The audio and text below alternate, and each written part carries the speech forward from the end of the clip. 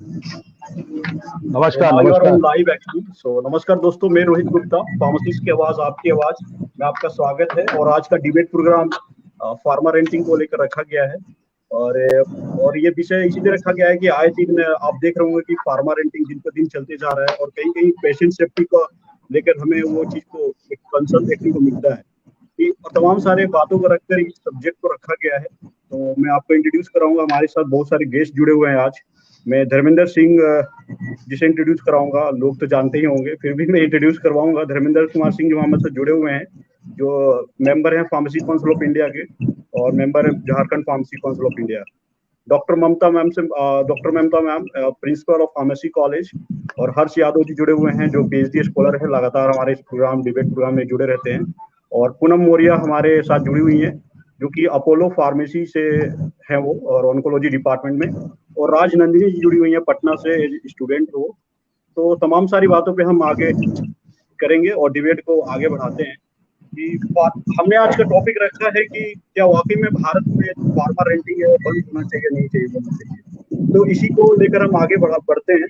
तो पहला मैं धर्मेंद्र सिंह जो हमारे फार्मेसी काउंसिल ऑफ इंडिया के मेंबर हैं, उनसे मैं इसका जिक्र करूंगा कि क्या सर, आपको क्या लगता है फार्मा रेंटिंग भारत में बंद होना चाहिए? क्योंकि लगातार वायलेशन देखने को मिलता है, और उससे कहीं नहीं कि जॉब अपॉर्चुनिटी से लेकर क्वालिटी ऑफ फार्मासिस्ट को लेकर या पेशेंट सेफ्टी को लेकर तमाम सारी चीजें ऐसे जुड़ जाती है। तो इस पर आपका क्या सर विचार है? तो आपसे ही मैं स्टार्ट करूंगा, please sir. Are you audible to everybody? या please continue. Good evening and all respected DICE members, and also the spectators or viewers and listeners who are listening me.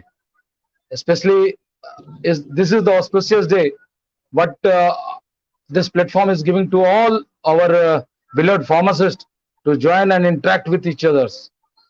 This is the first time I am coming with pharmacist ki awaj, but I am a true lover of this pharmacist awaj. This is the true lover. Every time I am watching, and sometimes I am moving to your Bihar also for giving some NTU to the students there. This is my first time, and if you have started this this debate, so shall I go, Mr. Rohit, if you allow me this topic? Yeah. This topic itself is a vast.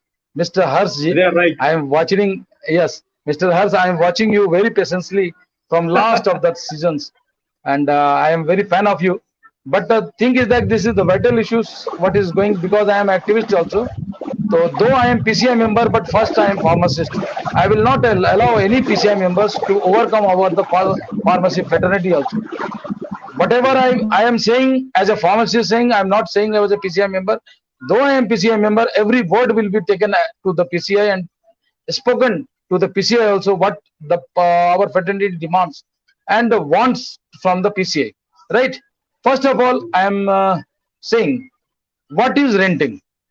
The question arises: what is renting, and why it is, and for whom it is, and who provoked to go for the renting. This is the vital question. What is renting and why it is, and for whom it is, and who provoke you to go for the renting. When you go in the flashback, when you go in the flashback of your studies, and when you are becoming a registered pharmacist, we should know from this pharmacist where the pharmacist come from. Where the pharmacist come from? The pharmacist, I think, and you will agree, the pharmacist, as per the government rule, as per the PCI norms, the pharmacists come from the colleges and the institutes, right? The institutes. Once they have been passed from the institutes, they can, if they are registered in any of the council, they are a registered pharmacist, right? Right. Why and what is the important of opening? So I think the colleges are responsible for this one. Now I'm saying, don't take it another way. If the college fraternities are there, I'm saying very open heart. I'm very saying with open heart. I think the colleges from where they are coming, they are the responsible. Why and why it is the important of opening so many colleges? I'm just asking. I'm not asking to the students. I'm not asking to the teachers. I'm asking to myself. What was the important of so many opening the any colleges? I think in our Jharkhand only, we have got 94 college of approval, and we have a population of only 3.83 crores of people are there. What is the important of that? Can PCI can elaborate this one? What was the main cause? If you want to open, you should go for the government colleges. Why you have come with the private colleges? Why you have come with the private colleges? I think the PCI regulatory body must think about this one. Who is happy with these colleges? Who is happy with this college? Either myself, either PCI, either the teacher Mamta, either the institute owner, or PCIs. Who is happy by opening so many of colleges? Why not? A title should be there from all the organization, even with the PCI and government also. Why? What was the use of this one? Please let me know. What was the use? I am saying openly, it is not frustrated that why as a PCI member, why you are saying this one? But I am saying, I have said in the last NPC meeting also, I have said that our value has been decreased by opening so many of notorious colleges who is just selling out the degrees. I'm just saying, repeating once again, you can record me. The colleges are just selling out the degrees. They don't bother what the teachers, faculties are there, what the apparatus they are having, what the knowledge of education they are providing to the students. Just they are selling out the degrees. Sorry to interfere, Dr. Mr. Ravinder Singh ji. Actually, who is responsible for that? Either PCI, जैसे associations या pharmacists. Because PCI has a major responsibility to control the entire things, even that they ensure the quality of education and all. तो मैं इस debate को बहुत ही मतलब साफ शब्दों में डिस्कस करूंगा, बिकॉज़ बहुत सारे व्यूअर्स हैं। मैं आपको बोलता हूं सर, मैं आपको बोलता हूं रोहित जी कि मैंने आपको पहले पूछा इस सिंपल शब्दों में इस कॉलेज को ओपन करने के लिए ये जितने जो फालतू कॉलेजेस खुले हुए हैं, पान दुकान जैसे कॉलेज खुले हुए हैं, इससे फायदा किसको था? ये मैं पूछता हूं ना, आप फार्मासिस्ट आप नहीं पूछते हैं। जब डेमोक्रेटिक गवर्नमेंट है हमारे यहाँ, आप बोलते हैं by the people, for the people, of the people, तो पीसीआई भी तो वही है, by the pharmacist, for the pharmacist, of the colleges खुल रही है, then who is giving the approvals for that colleges? PCI, right? The government is giving the government is responsible. Why the government is giving the approval? Why the government is giving? PCI has a major role. PCI का major role है, लेकिन उसको check करने का किसका काम है? मैं आ रहा हूं सर, उस बात पे आ रहा हूं। क्या टीचर्स फ्रेटर्निटी रिस्पॉन्सिबल नहीं है? बोलिए रोहित जी, आज जब आप क्रॉस किए हैं तो बताइए। एग्जैक्टली मैं इसलिए ममता मैं आपको रोकूंगा, इसके लिए मैं डॉक्टर ममता को लूंगा यहाँ पे। सो डॉक्टर ममता जी, आप क्या कहेंगे इस पे कि आपने सुना पूरी बात? सर मेरी बात समझ लीजिए, इंटरेक्शन से अच्छा है कि पहले एक के आदमी की बात सुन लिया जाए, उसके बाद आपको जितना इंटरेक्शन का, I am there with you. और मुझे अच्छा लगता है कि कोई हमसे इंटरेक्शन करता है, और आपकी बात को मैं पूरे जोर जवार से मैं देखिए, मैं पीसीआई में गया हूँ, दलदल में गया हूँ, मैं आपको बता रहा हूँ, और मैं दलदल में रह के ही कीचड़ को साफ करूंगा। मैं आपको बता रहा हूँ, वो जो आप सोच रहे हैं कि एक दिन में कोई गया जादू का झप्पी मारा निकल गया, वो सॉरी है, ये पीसीआई बहुत बड़ा दलदल है सर। मैं आपको बताऊंगा, खुलते मैं बताऊंगा। आप क्या सोच रहे हैं कि मैं यहाँ, मैं जान रहा हूँ सर, मुझे मालूम है आपके बीच से कोई लड़का अगर पीसीआई का मेंबर बनता है तो उसके एक्सपेक्टेशन बहुत होता है, उसकी अभिलाषा आकांक्षाएं बहुत होती है, आकांक्षाएं भी बहुत होती है, और आपसे बहुत मतलब एक उम्मीद बैठाए हुए हैं लड़के लोग कि ये लड़के जाएंगे, धर्मेंद्र सिंह जाएंगे और उनका मिस्टर हमारे पीसीआई का पैर छुएंगे और सब चीज ठीक हो जाएगा। ये नहीं होने वाला। मैं आपको बताता हूं sir, now coming to the rental registration of number of pharmacist, what more can they do else renting? Sir आप बताएं मुझे कि बच्चे लोगों का आप बोलते हैं रेंटिंग ना करो, रजिस्ट्रेशन अपना मत यूज करो, तो आप बताएं मुझे, और पूरे पीसीआई के मेंबर्स भी अगर कुछ बहुत सुन रहे होंगे दूसरा नाम लगा के, मुझे मालूम है इस चीज को। आज जब धर्मेंद्र सिंह का नाम आया है, तो बहुत से पीसीआई मेंबर भी इसमें अदर नाम पे नाम करके सुन रहे होंगे। मैं जानता हूँ उस चीज को, मुझे कोई कतिपय नहीं है, कोई मुझे सैलरी नहीं देता, मैं अपना रोजी रोटी अपने कमाता हूँ और अपने खाता हूँ, और मैं तब तक बोलता रहूंगा जब तक हमारी फ्रेटर्निटी अच्छी नहीं हो जाती। रोहित गुप्ता जी जानते हैं वो, और हम कसम खाए हुए हैं इस चीज को, हमें कोई पैसे की लालच नहीं है। तो मैं बोलता हूँ सर, लड़के को आप रेंटिंग के लिए बंद करते हैं कि रेंटिंग नहीं करो, रेंटिंग नहीं, मैं दोनों तरफ से बोलता हूँ सर, रेंटिंग ना करो। बट आप बताएं सर, रेंटिंग ना करे तो बेचारे कहाँ जाए? एक तो उसके बाप का पैसा लेके 4 लाख रुपया दे के डिप्लोमा किया, उसको बहुत आस दिलाया गया कि तुम डॉक्टर बन जाओगे, कुछ नहीं तो तुमको गवर्नमेंट सर्विस मिल जाएगी। और अब आप इंस्टीट्यूट वाले के पास जाएं तो बोलेंगे अरे कुछ नहीं तो तुमको 8,000 6,000 रुपए तो मिल ही जाएगा, अपने सर्टिफिकेट रेंट लगा दो। तो ये कॉलेज वाले भी बोलते हैं।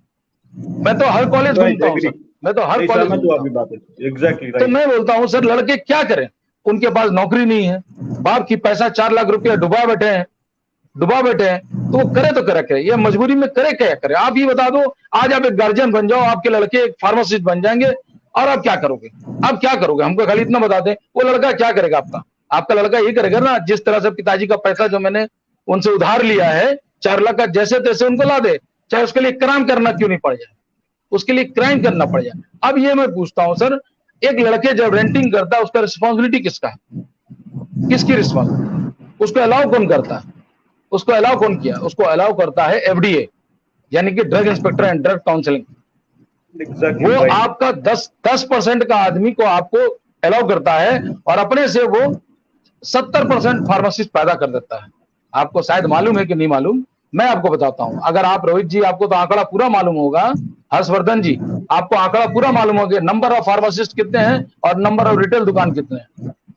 करेक्ट। नंबर ऑफ फार्मासिस्ट हमारे भारत में कितने हैं और नंबर ऑफ फार्मासिस्ट, अगर आप दोनों मिला देंगे तो एक बहुत, अरे आप तो 10 रुपया कमा रहे हैं ना, और जो बैठे साहब कथा बैठे हैं, जो साहब चचा बैठे हैं सर, वो कितने कमा रहे हैं आपको शायद नहीं मालूम। आपको ये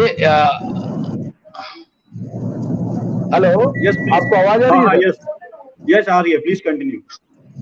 तो मैं बता रहा हूँ वो कितने कमा रहे हैं, वो नहीं, आप तो 10,000 कमा रहे हैं, 5,000 कमा रहे हैं, वो तो 50,000 कमा रहे हैं एक लाइसेंस में। तो आप और हम बुड़बक बन रहे हैं, हमने मारपीट कर रहे हैं, renting the licence, renting the licence. वो चेक क्या करेगा सर? आप बताइए, उसकी जॉब है? जॉब नहीं है। आप बताइए जो व्हाट अबाउट द टीचर्स? अब मैं टीचर्स के पास आता हूँ सर। टीचर्स वो भगवान होते हैं जो हमारी फेटर्निटी को एक हाई लेवल पे ले जाते हैं, हाई लेवल पे ले जाते हैं। वो टीचर्स एक नीचे का एक पैदान है जहां बच्चा पढ़ता है और अच्छी एजुकेशन लेने की अभिलाषा रखता है। मगर आज के दिन में, आज के दौर में क्या हो रहा है? क्या हो रहा है? हो रहा है यही कि बच्चे जाते हैं एक मशीन तरफ, जैसे वो एक कोई मिनिस्टर बोले थे, इधर से आलू डालेगा उधर से सोना निकलेगा। उसी तरह से बच्चे इधर से जाते हैं और विदिन 6 महीना में अपनी सर्टिफिकेट पूरा लेके आ जाते हैं। उससे आप क्या एक्सपेक्टेशन करेंगे? उससे क्या आप नौकरी के करेंगे? वो तो रेंटल के लिए गया हुआ है, वो तो रेंटल के लिए गया हुआ है। आप उसे, तो इसको चेक पॉइंट आपके इंस्टीट्यूशन वाले डाल सकते थे, मगर क्या करेंगे? हमारे जो बच्चे हैं, हमारे जो टीचर्स वहां गए हुए हैं सर, उनकी तनख्वाह कितने हैं? उनकी तनख्वाह कितनी है सर? रोहित जी, मैं जब इंस्टीट्यूट की चेक करने जाता था तो आई वाज शॉक्ड। जब मैं उनसे पूछता था टीचर से कि क्या सैलरी मिल रही है, तो बोलते थे यस सर। कितना मिल रही है सर? As per committed. तो मैं वहां टिक करता था, yes they are giving the. Sir check से मिल रहा है? बोला हाँ सर चेक से मिल रहा है। अगर उस समय पीसीआई के मेंबर कब जाते हैं आपके इंस्टीट्यूट में, अगर आप डिनाई करते हैं कि नहीं मुझे नहीं मिल रही है, आप वहां पे एक रिटर्न कंप्लेन देते पीसीआई मेंबर्स को, तो क्या मजाल है? क्या मजाल है? मैं बोलता हूं क्या मजाल। देखिए, क्वेश्चन करना किसी पे आसान है, क्वेश्चन करना आपकी किसी पे बातों आसान के है। एग्जैक्टली आपने जो भी बातें रखा है बहुत ही वेरी पॉइंट रखा है, उसी के साथ में फिर 1 to 1 करके यस यस, आप जाइए सर, करूंगा मैं। आप हाँ, बिकॉज बहुत जरूर सारे जरूर। व्यूअर्स हैं, वो पूछ रहे हैं कि बहुत सारे क्वेश्चंस हैं, तो इन तमाम सारे डॉक्टर ममता के मैम की तरफ जाऊंगा, बिकॉज ये एकेडमिक्स में जरूर जरूर। मैम है और काफी सालों से हैं। तो आपको क्या लगता है सारी बातों में कितनी रियलिटी है? क्या वाकई में इस तरह का एक्टिविटी चलता है? डॉक्टर ममता मैम, आवाज आ रही है? हेलो, उनका एक्चुअली ममता मैडम, नेटवर्क, हाँ हाँ, ममता मैडम का नेटवर्क थोड़ा सा चला गया है। तो हाँ, डॉक्टर ममता मैम आवाज आ रही है आपको? हाँ जी सर। हेलो, हाँ, तो आप तमाम सारी बातों पे आपका क्या एनालिसिस है? हाँ, धर्मेंद्र सर ने अपनी बात रखा पूरा कि क्या चीजें हैं उसमें, आपको कितना क्या रियलिटी है और क्या वाकई में इस तरह का चलता है? फर्स्ट ऑफ ऑल मैं यही बताना चाहूंगी कि धर्मेंद्र सर, मैं तो आपको सुनने के लिए यहाँ आई हूँ। मैं वैसे भी ट्रैवलिंग में। चलिए कोई बात नहीं। हाँ, उनके कनेक्टिविटी कट गई है। वह हर्ष यादव की हाँ तरफ आऊंगा। क्या हर्ष यादव जी, आपको क्या पूरे एनालिसिस पे क्या आपका होगा? हर्ष यादव जी खुद एक एकेडमिक से भी रहे हैं और डॉक्टर ममता में से आ गई हैं। तो सॉरी सर, मैं ट्रैवलिंग में हूँ। मे भी जो इंटरनेट वो बीच पर डिस्कनेक्ट हो सकता है। ओके। तो स्पेशली जो ये प्रोग्राम है धर्मेंद्र सर के लिए, मैं तो सुनने के लिए धर्मेंद्र सर को आई हूँ। सर आपने बिल्कुल मेरी सही जो कहा।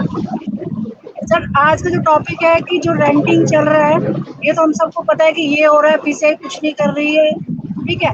लेकिन मुद्दा ये है कि इस रेंटिंग को खत्म कैसे किया जाए, राइट। तो रेंटिंग को खत्म करने का एक ही तरीका है कि हमें अपने फार्मासिस्ट को इकोनॉमिकली एंड फाइनेंशियली उनको स्ट्रॉन्ग करना होगा, राइट। अगर उनको इकोनॉमिकली और फाइनेंशियली हम स्ट्रॉन्ग कर देंगे तो क्या जरूरत है उनको 7 या 8 हजार रुपए में अपने लाइसेंस रेंट पे देने की, ठीक है। तो जिस तरीके से एक डॉक्टर अपनी प्रैक्टिस कर सकता है, मतलब कि अपने जॉब के साथ वो इवनिंग में अपना क्लिनिक खोल सकता है, तो क्यों ना एक फार्मासिस्ट अपनी जॉब करने के बाद शाम को अपना फार्मेसी की शॉप तो नहीं खोल सकता। लाइसेंस की बात है ना, वही लाइसेंस तो डॉक्टर यूज करता है, ठीक है। वो अपने लाइसेंस यूज कर रहे हैं, हम अपने फार्मासिस्ट के लाइसेंस यूज कर रहे हैं, राइट। लेकिन उसको अथॉरिटी है कि वो अपनी प्रैक्टिस कर सकता है, लेकिन हमें अथॉरिटी नहीं है कि हम जो है अपनी शॉप खोल सकते हैं। वो इलीगल हो जाता है, ठीक। अगर ये वाला जो रूल रेगुलेशन है, अगर ये कर दिया जाए कि आप जो है जॉब करने के बाद अपनी शॉप खोल सकते हो, तो आई थिंक सो कि कोई भी उसको रेंट पे नहीं देगा और सारी शॉप्स पे जो है फार्मासिस्ट ही वहाँ पे होगा। दूसरी बात, जो ये प्रोप्राइटर का फंडा चला हुआ है, तो प्रोप्राइटर को ये अथॉरिटी क्यों दी जाती है? वो जो लाइसेंस है, वो जो शॉप खोलने का है, वो प्रोप्राइटर का फंडा खत्म होना चाहिए। सिर्फ एक फार्मासिस्ट ही अपनी शॉप खोल सकता है, रिटेल हो चाहे वो होलसेल हो। प्रोप्राइटर को बीच में से खत्म कर देना चाहिए। तीसरी बात, अब जो सुबह से चल रहा था डिबेट, अब आपने भी बोला कि एक जो बच्चा है वो 4 लाख रुपए खर्च करके एक बी फार्मा या एम फार्मा की डिग्री लेता है, तो उसके बाद जब वो मार्केट में, आज की डेट में जब वो मार्केट में जा रहा है, तो वो मार्केट के अंदर उसको 12,000 से लेकर 15,000 तक की जॉब के ऊपर तो जॉब ऑफर नहीं है, बिकॉज उसके अंदर जो बीएससी है, एमएससी है, या फिर जो इवन की जो रैनबैक्सी है, रैनबैक्सी भी जो है एम फार्मा को नहीं लेती है, भी जो है एमएससी केमिस्ट्री और इन सबको प्रेफर करती है, और वो लोग कम सैलरी में जॉब लेने रेडी रहते हैं। तो क्या करेगा? उसको भी अपना में किसी का घर नहीं चलता है, तो उसको घर चलाने के लिए वो अपनी इनकम सोर्स देखता है ना, घर में तो क्या करेगा? अगर उसको अगर किसी बच्चे को 15। यस मैडम, आपकी आवाज कट रही है तो मैं आगे बढ़ाऊंगा। हेलो, आपकी आवाज कट रही है रोहित तो सर, मैं, आवाज आ रही है? हाँ आपकी आवाज आ रही है, थोड़ी देर के लिए आपको रोकूंगा मैं और फिर आपसे रिकनेक्ट होऊंगा। अब एक्चुअली आप म्यूट कर लीजिए प्लीज। मेरा ये क्वेश्चन है, रेंटिंग की जो बात हुई कि यदि वाकई में पैसे नहीं मिल रहे या सैलरी नहीं मिल रहा, उसकी वजह से हमने रेंटिंग लगा दिया है, तो कहीं ना कहीं हम पेशेंट सेफ्टी को लेकर हम निश्चित नहीं कर पा रहे, क्योंकि कई सारे मैंने ऐसे केस देखे हैं कि आसाम का मेरे पास केस आया था जहाँ पे आई ड्रॉप की जगह ईयर ड्रॉप दे दिया गया, और एक इंदौर का केस आया था जहाँ पे पीडियाट्रिक डोज की जगह उसको एडल्ट डोज दे दिया गया। तो कहीं ना कहीं उससे क्या हुआ, पेशेंट में जो कि पेशेंट नॉन कंप्लायंस हो गया, उसको लाइफ थ्रेटनिंग इश्यूज, हॉस्पिटलाइजेशन तक का नौबत आ गया। तो एक रेंटिंग से किसी की जान भी जा सकती है। हम तो अपने बारे में सोच रहे हैं कि हमें जॉब अच्छी नहीं मिल रही है, सैलरी नहीं मिल रही है, तो हमने रेंट पे लगा दिया और हमारे पास कोई ऑप्शन नहीं है। बट आपने जिस चीज की पढ़ाई की है, आपको पेशेंट्स के लिए पढ़ाई की है, एक हेल्थ सेक्टर में आपका कंट्रीब्यूशन देने के लिए आपकी एजुकेशन हुई है, तो आप उस चीज को रेंटिंग लगा देते हैं। कैसे व्यक्ति का हाथ में दे सकते हैं जो कि क्वालिफाइड नहीं है, न तो उसे दवाइयों के बारे में ज्यादा जानकारी है, और इस तरह का लगातार फार्मासिस्ट नेग्लिजेंस करते रहता है। तो हमने तो पेशेंट सेफ्टी के बारे में सोचा ही नहीं। और उसमें इंदौर की बात बताऊंगा कि एसपी की सिटी एसपी थी, उनकी बच्ची थी, उनको एडल्ट डोज दे दिया गया।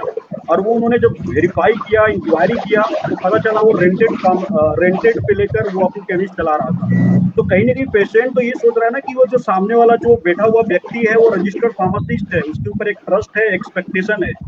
बट हम पेशेंट सेफ्टी के बारे में तो सोच ही नहीं रहे हैं, हम अपने फायदे में सोच रहे हैं कि क्या होगा क्या नहीं होगा। तो आए दिन इस तरह का मैटर हो सकता है आज हमारे साथ है, किसी और के साथ हो सकता है। तो हमें इस चीज को भी सोचना चाहिए और समझना चाहिए, इसलिए मैंने ये टॉपिक रखा है। रही बात जॉब अपॉर्चुनिटीज की और बाकी चीजों का, तो उसके लिए कॉन्शियस है, गवर्नमेंट है, उसको इंश्योर करना चाहिए कि इस तरह की चीजें आवाज आ रही है रोनित होने। सर? या अभी मैं थोड़ी देर के लिए रोकूंगा आपको। तो इस पे मेरे हिसाब से ये रेंटिंग बंद होना चाहिए, बिकॉज कहीं ना कहीं हम पेशेंट सेफ्टी को ध्यान नहीं रख रहे हैं, और हमारी काम ही है पेशेंट सेफ्टी को लेकर। और इसी पे मैं पूनम मौर्य जी को लूंगा, मैं अपोलो में फार्मासिस्ट है ऑन्कोलॉजी डिपार्टमेंट में। ये उन्हें पता होता है कि एक फार्मासिस्ट की कितनी रिस्पॉन्सिबिलिटी होती है और सर उसके एक नॉन कंप्लायंस से क्या क्या चीजें हो सकती है। तो पूनम मौर्य जी, आपकी मैं आपको बोलूंगा बात रखने के लिए। क्या आप क्या कहिएगा इस चीजों पे, क्योंकि पेशेंट सेफ्टी तो हमारे लिए सबसे पहले इंपॉर्टेंट है। चाहे आपकी जॉब नहीं लग रही है या कम सैलरी है तो आप रेंट लगा दिए, किसी को दे दिए, और हम पेशेंट सेफ्टी को सोचेंगे ना। तो क्या आपको लगता है कि नेग्लिजेंस एक कितना बड़ा सिचुएशन हो सकता है, लाइफ थ्रेटनिंग, डेथ, कुछ भी हो सकता है। तो हम इस चीज की बात ही नहीं कर रहे।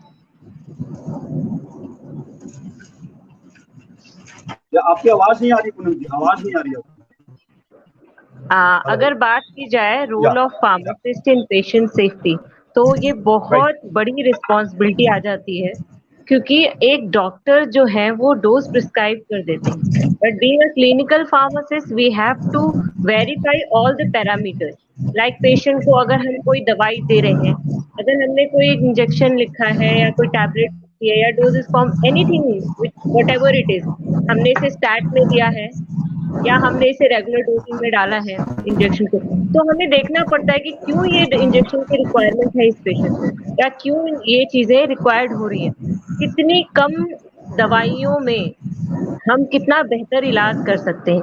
ये सारे पैरामीटर देखना पड़ता है, पेशेंट के वाइटल्स को देखना पड़ता है, पेशेंट के लैब पैरामीटर्स को देखना पड़ता है, और बहुत जरूरी है ये सारी चीजें चेक करना, क्योंकि कहीं ना कहीं कॉस्ट ऑफ ट्रीटमेंट इससे बढ़ता है अगर हम उस चीज को नहीं इग्नोर करते हैं। तो बहुत सारा हमें अभी देखा गया है ड्यूरिंग कोविड कि ट्रीटमेंट चल रहा है, एक कहते हैं ना ट्रीटमेंट चल रहा है, कुछ भी चल रहा है, 3 to 4 एंटीबायोटिक चल रही है, 3-4 रेमेडीज चल रही है मल्टीविटामिन की, पेशेंट को कुछ भी दिए जा रहे हैं पेशेंट को, तो कोई भी उठ के कुछ भी पी रहा है, आयुर्वेदिक, होम्योपैथिक, एलोपैथिक, हर तरह की एक पेशेंट 4-5 तरीके की दवाई ले रहा है।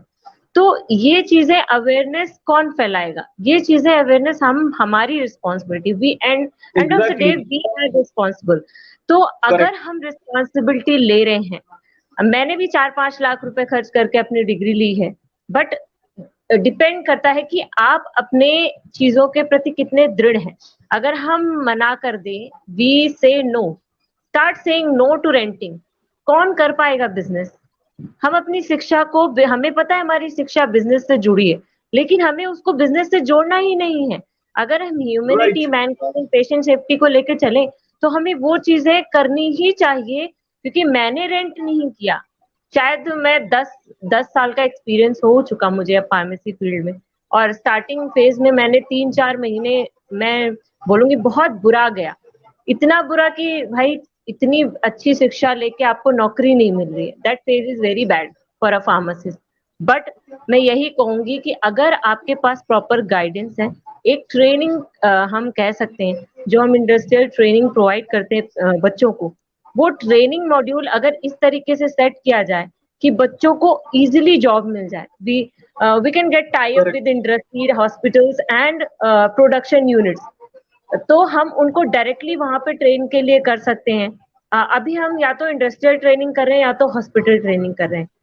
most of the hospitals and most of the colleges don't know about clinical pharmacy, उनको पता ही नहीं है what is clinical pharmacy nowadays। अभी अवेयरनेस बढ़ गई है, जहाँ पे M.Pharm पढ़ाई जा रही है यहाँ पे, लेकिन जो कॉलेजेस B.Pharm तक हैं, वहां पे लोगों को नहीं पता है what is clinical pharmacy।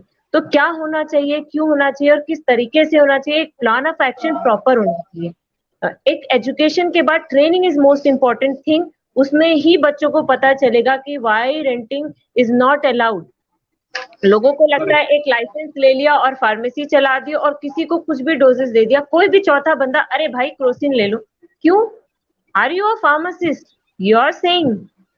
Actually, I was traveling. A funny incident happened to me. I was just nauseatic and headache. तो एक कहते बहन जी ये ले लीजिए। मैंने कहा क्यों भाई, ये दवाई क्यों? आपको किसने बोला? नहीं मुझे एक बार हुआ था, किसी ने दे दिया था। किसी और ड्यूरिंग आफ्टर कोरोना ये बहुत ज्यादा हो रहा है कि क्योंकि बहुत सारे एरिया में डॉक्टर्स अवेलेबल नहीं है, तो बहुत सारे लोग ट्रीटमेंट कर रहे हैं, 2 से ज्यादा स्टीरॉइड दे रहे हैं पेशेंट को। तो ये सारी चीजें कहाँ से रुकेंगी, कैसे रुकेंगी? क्यों? क्योंकि पेशेंट हम वहां पर नहीं है। अगर हम वहां पे हैं और प्रॉपर तरीके से ट्रेन होके आते हैं, चीजों को चैनलाइज तरीके से लेके आते हैं। मैम की एक बात मुझे बहुत अच्छी लगी, प्रोप्राइटर सिस्टम जो मैम ने बोला, प्रोप्राइटर। वी आर फार्मासिस्ट, तो हम प्रोप्राइटर क्यों नहीं है? एक हॉस्पिटल में डॉक्टर क्यों है proprietor? I'm not getting that idea. I'm not happy with that idea actually. Exactly, मैं आपको रोकूंगा मौर्य जी। मैं आपको एक्चुअली आपको फिर जुड़ूंगा। मैं धर्मेंद्र सिंह जी से मैं आपसे फिर कनेक्ट होऊंगा कि क्या पेशेंट सेफ्टी को लेकर आप क्या कहिएगा? रेंटिंग का तो हमने कह दिया कि हमने पैसा लगाया और इन्वेस्ट किया तो हमें कुछ जॉब नहीं मिला, हमने रेंट पे लगा दिया। अब तो हम सारे कॉलेजेस भी ऐसी कर रहे हैं, बट हमारी फार्मेसी की जो पढ़ाई एजुकेशन है एक पेशेंट को लेकर है, एक health care all are health care professional. तो क्या हम यही अनइथिकल एक्टिविटीज करें? क्या पेशेंट सेफ्टी को कोई लेना देना नहीं है जो उनके साथ गलत हो रहा है? तो आप ये रेंटिंग और पेशेंट सेफ्टी दोनों को एक साथ जोड़ते हैं तो आपको क्या, आप इस पे क्या राय रखिएगा? क्योंकि पेशेंट सेफ्टी बहुत ही इंपॉर्टेंट है। तो आपसे मैं बहुत ही ये सेंसिटिव चीजें है।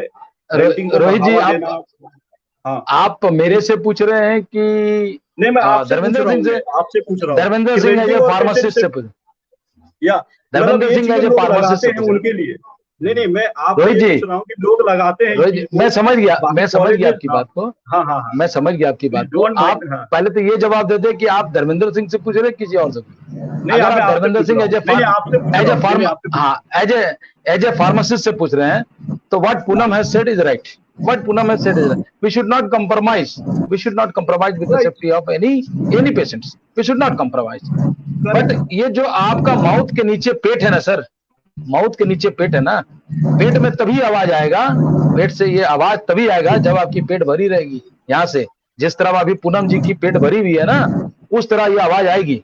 मैं देखिए, don't take it another way Poonam, मैं इसलिए बोलता हूँ कि मैंने जिंदगी को बहुत नजदीक से देखा। मैंने आपको याद नहीं होगा, मैं सेल्स लाइन 380 रुपया से अपनी वर्किंग स्टार्ट किया। 380 मेरी सैलरी थी 380 रुपया से, और उस समय में मैं उसी तरह से बवाल करता था। और आज भी मेरी, जब मैं अपना खुद का अपना सेल्फ एम्प्लॉयड हो गया हूं, तो तब भी मेरी वही है। जब आपकी पेट भरी रहेगी आवाज बहुत ऊंचा आएगा, जब आपकी पेट नीचे रहता है तो आवाज नीचे रहता है। मैं इसको अदर में मत ले, बट मैं आपको बता रहा हूं कि कोई भी फार्मासिस्ट जो ओथ लेता है, जो पढ़ता है सही से, वो कभी नहीं चाहता है कि मैं अपने पेशेंट के साथ गद्दारी करूं, मैं अपने पेशेंट को वो शिक्षा नहीं दूं। जो पढ़ाई पढ़ता है, मैंने क्या बोला, जो पढ़ाई पढ़ता है और जिसने डिग्री खरीदी है, जिसने डिग्री को जाके परचेस किया है, उसको इस सबसे कोई मतलब नहीं सर। वो आपकी बात भाषण जरूर सुनेगा, लेकिन करेगा वही जो जाके रेंट करेगा। पूनम जी से आप पूछिए कौन से इंस्टीट्यूट से पढ़े हैं, उसने बात की थी, उन्होंने बात किया था, एक बहुत अच्छी बात की। उन्होंने बोला कि I also admit about the poor education of from the institute. She has admitted what I am saying regularly, कि अगर मेरी एजुकेशन सही रहे, अगर मेरा प्रॉपर एजुकेशन रहे, तो nobody in the world can teach you कि आप नीचे आ जाओ और मैं आपके ऊपर होके फार्मासिस्ट कैसे से मैं आपका लाइसेंस यूज कर लूं। बट क्या करें, हमारी एजुकेशन लेवल इतनी खराब है। मैं सीधे आप मुझे जिम्मेवार तमाम दें, क्योंकि अभी मैं पीसीआई का मेंबर हूं। आप मुझे लास्ट में तो आई गई पीसीआई की जिम्मेवारी, क्योंकि पीसीआई सिर्फ अभी पोस्टल कम्युनिकेशन इंस्ट्रूमेंट नहीं रह गया। पीसीआई का मतलब ये नहीं रह गया पोस्टल कम्युनिकेशन इंस्ट्रूमेंट। पीसीआई को अपना रोल अदा करना ही होगा। जब तक वो अदा नहीं करेगा, तब तक तो पीसीआई को ना आप महत्व देंगे ना हम महत्व देंगे। जैसे एक बच्चा को बाप ने पैदा कर दिया और छोड़ दिया बाजार में, जाओ बेटा, खाली नाम दे दिया, तो उसी तरह पीसीआई हो गई कि रजिस्ट्रेशन करा दिया और छोड़ दिया हमें। मैं देखिए खुलेआम से बोलता हूँ मैडम, जैसे बिहार से जो मैडम आएंगी उनसे एजुकेशन पूछिए, वहां की लेवल क्या है। मैडम ममता जी जहां पढ़ा रही हैं, ममता जी तो खुद 3-4 बार अपनी आवाज उठा चुकी कि मुझे सैलरी नहीं मिलता। अगर जिस टीचर को सैलरी नहीं मिलेगा इसमें, तो वो क्या पढ़ाएगा बच्चे को, वो क्या पढ़ाएगा? सिस्टम ही ऐसे है सर, सिस्टम ही ऐसे है, system. Pharmacy council of India जो है सर, मैं रोकूंगा फार्मेसी काउंसिल ऑफ, एक मिनट रुको, अच्छा ममता जी को बोलने दीजिए। प्रिंसिपल को सैलरी नहीं मिल रही है तो आप ये सोच सकते हो कि फैकल्टी का क्या हाल होगा। अब आप बताइए रोहित जी, आप एजुकेशन लेवल की बात बताते हैं, अगर जिसकी इस पे मैं थोड़ा देर के लिए रोकूंगा आप दोनों को। सर 2 मिनट मुझे बोलने दीजिए, क्योंकि मैं नेटवर्क में हूँ, फिर वो नेटवर्क चला जाएगा। जैसे कि पूनम मैडम ने बोला, रोहित सर 1 मिनट, जैसे कि पूनम मैडम ने बोला कि हमें क्वालिटी एजुकेशन दिलानी चाहिए, ये करना चाहिए, वो करना चाहिए, शी इज वेरी राइट कि हमें क्वालिटी एजुकेशन देनी चाहिए। लेकिन क्या हेल्थ केयर प्रोफेशन के अंदर ओपन स्कूल से जो आप एडमिशंस ले रहे हैं वो सही है?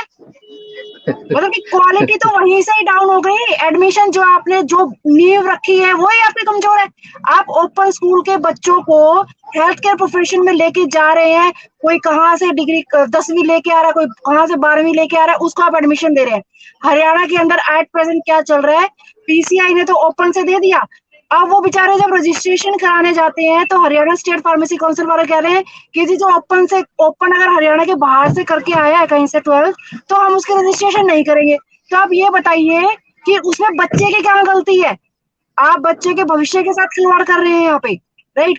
तो आप पहली बात तो जो स्टेट फार्मेसी काउंसिल है और जो पीसीआई, उन्हीं का तालमेल नहीं है आपस में। उनको ही नहीं पता, स्टेट अपना चले जा रहा है। धर्मेंद्र जी आपको भी कह रही हूँ मैं, स्टेट तो अपनी अपनी चलाया जा रहा है और पीसीआई अपनी चल रही है। तो पहले आप अपने आपस में तालमेल बनाइए कि स्टेट फार्मेसी काउंसिल और पीसीआई को बैठ के बात करनी चाहिए कि भाई हम ये करने जा रहे हैं तो हमें इस तरीके से काम करना है। वो ओपन के एडमिशन को इलिजिबल कर रही है, स्टेट फार्मेसी कह रही है कि हम रजिस्ट्रेशन नहीं करेंगे।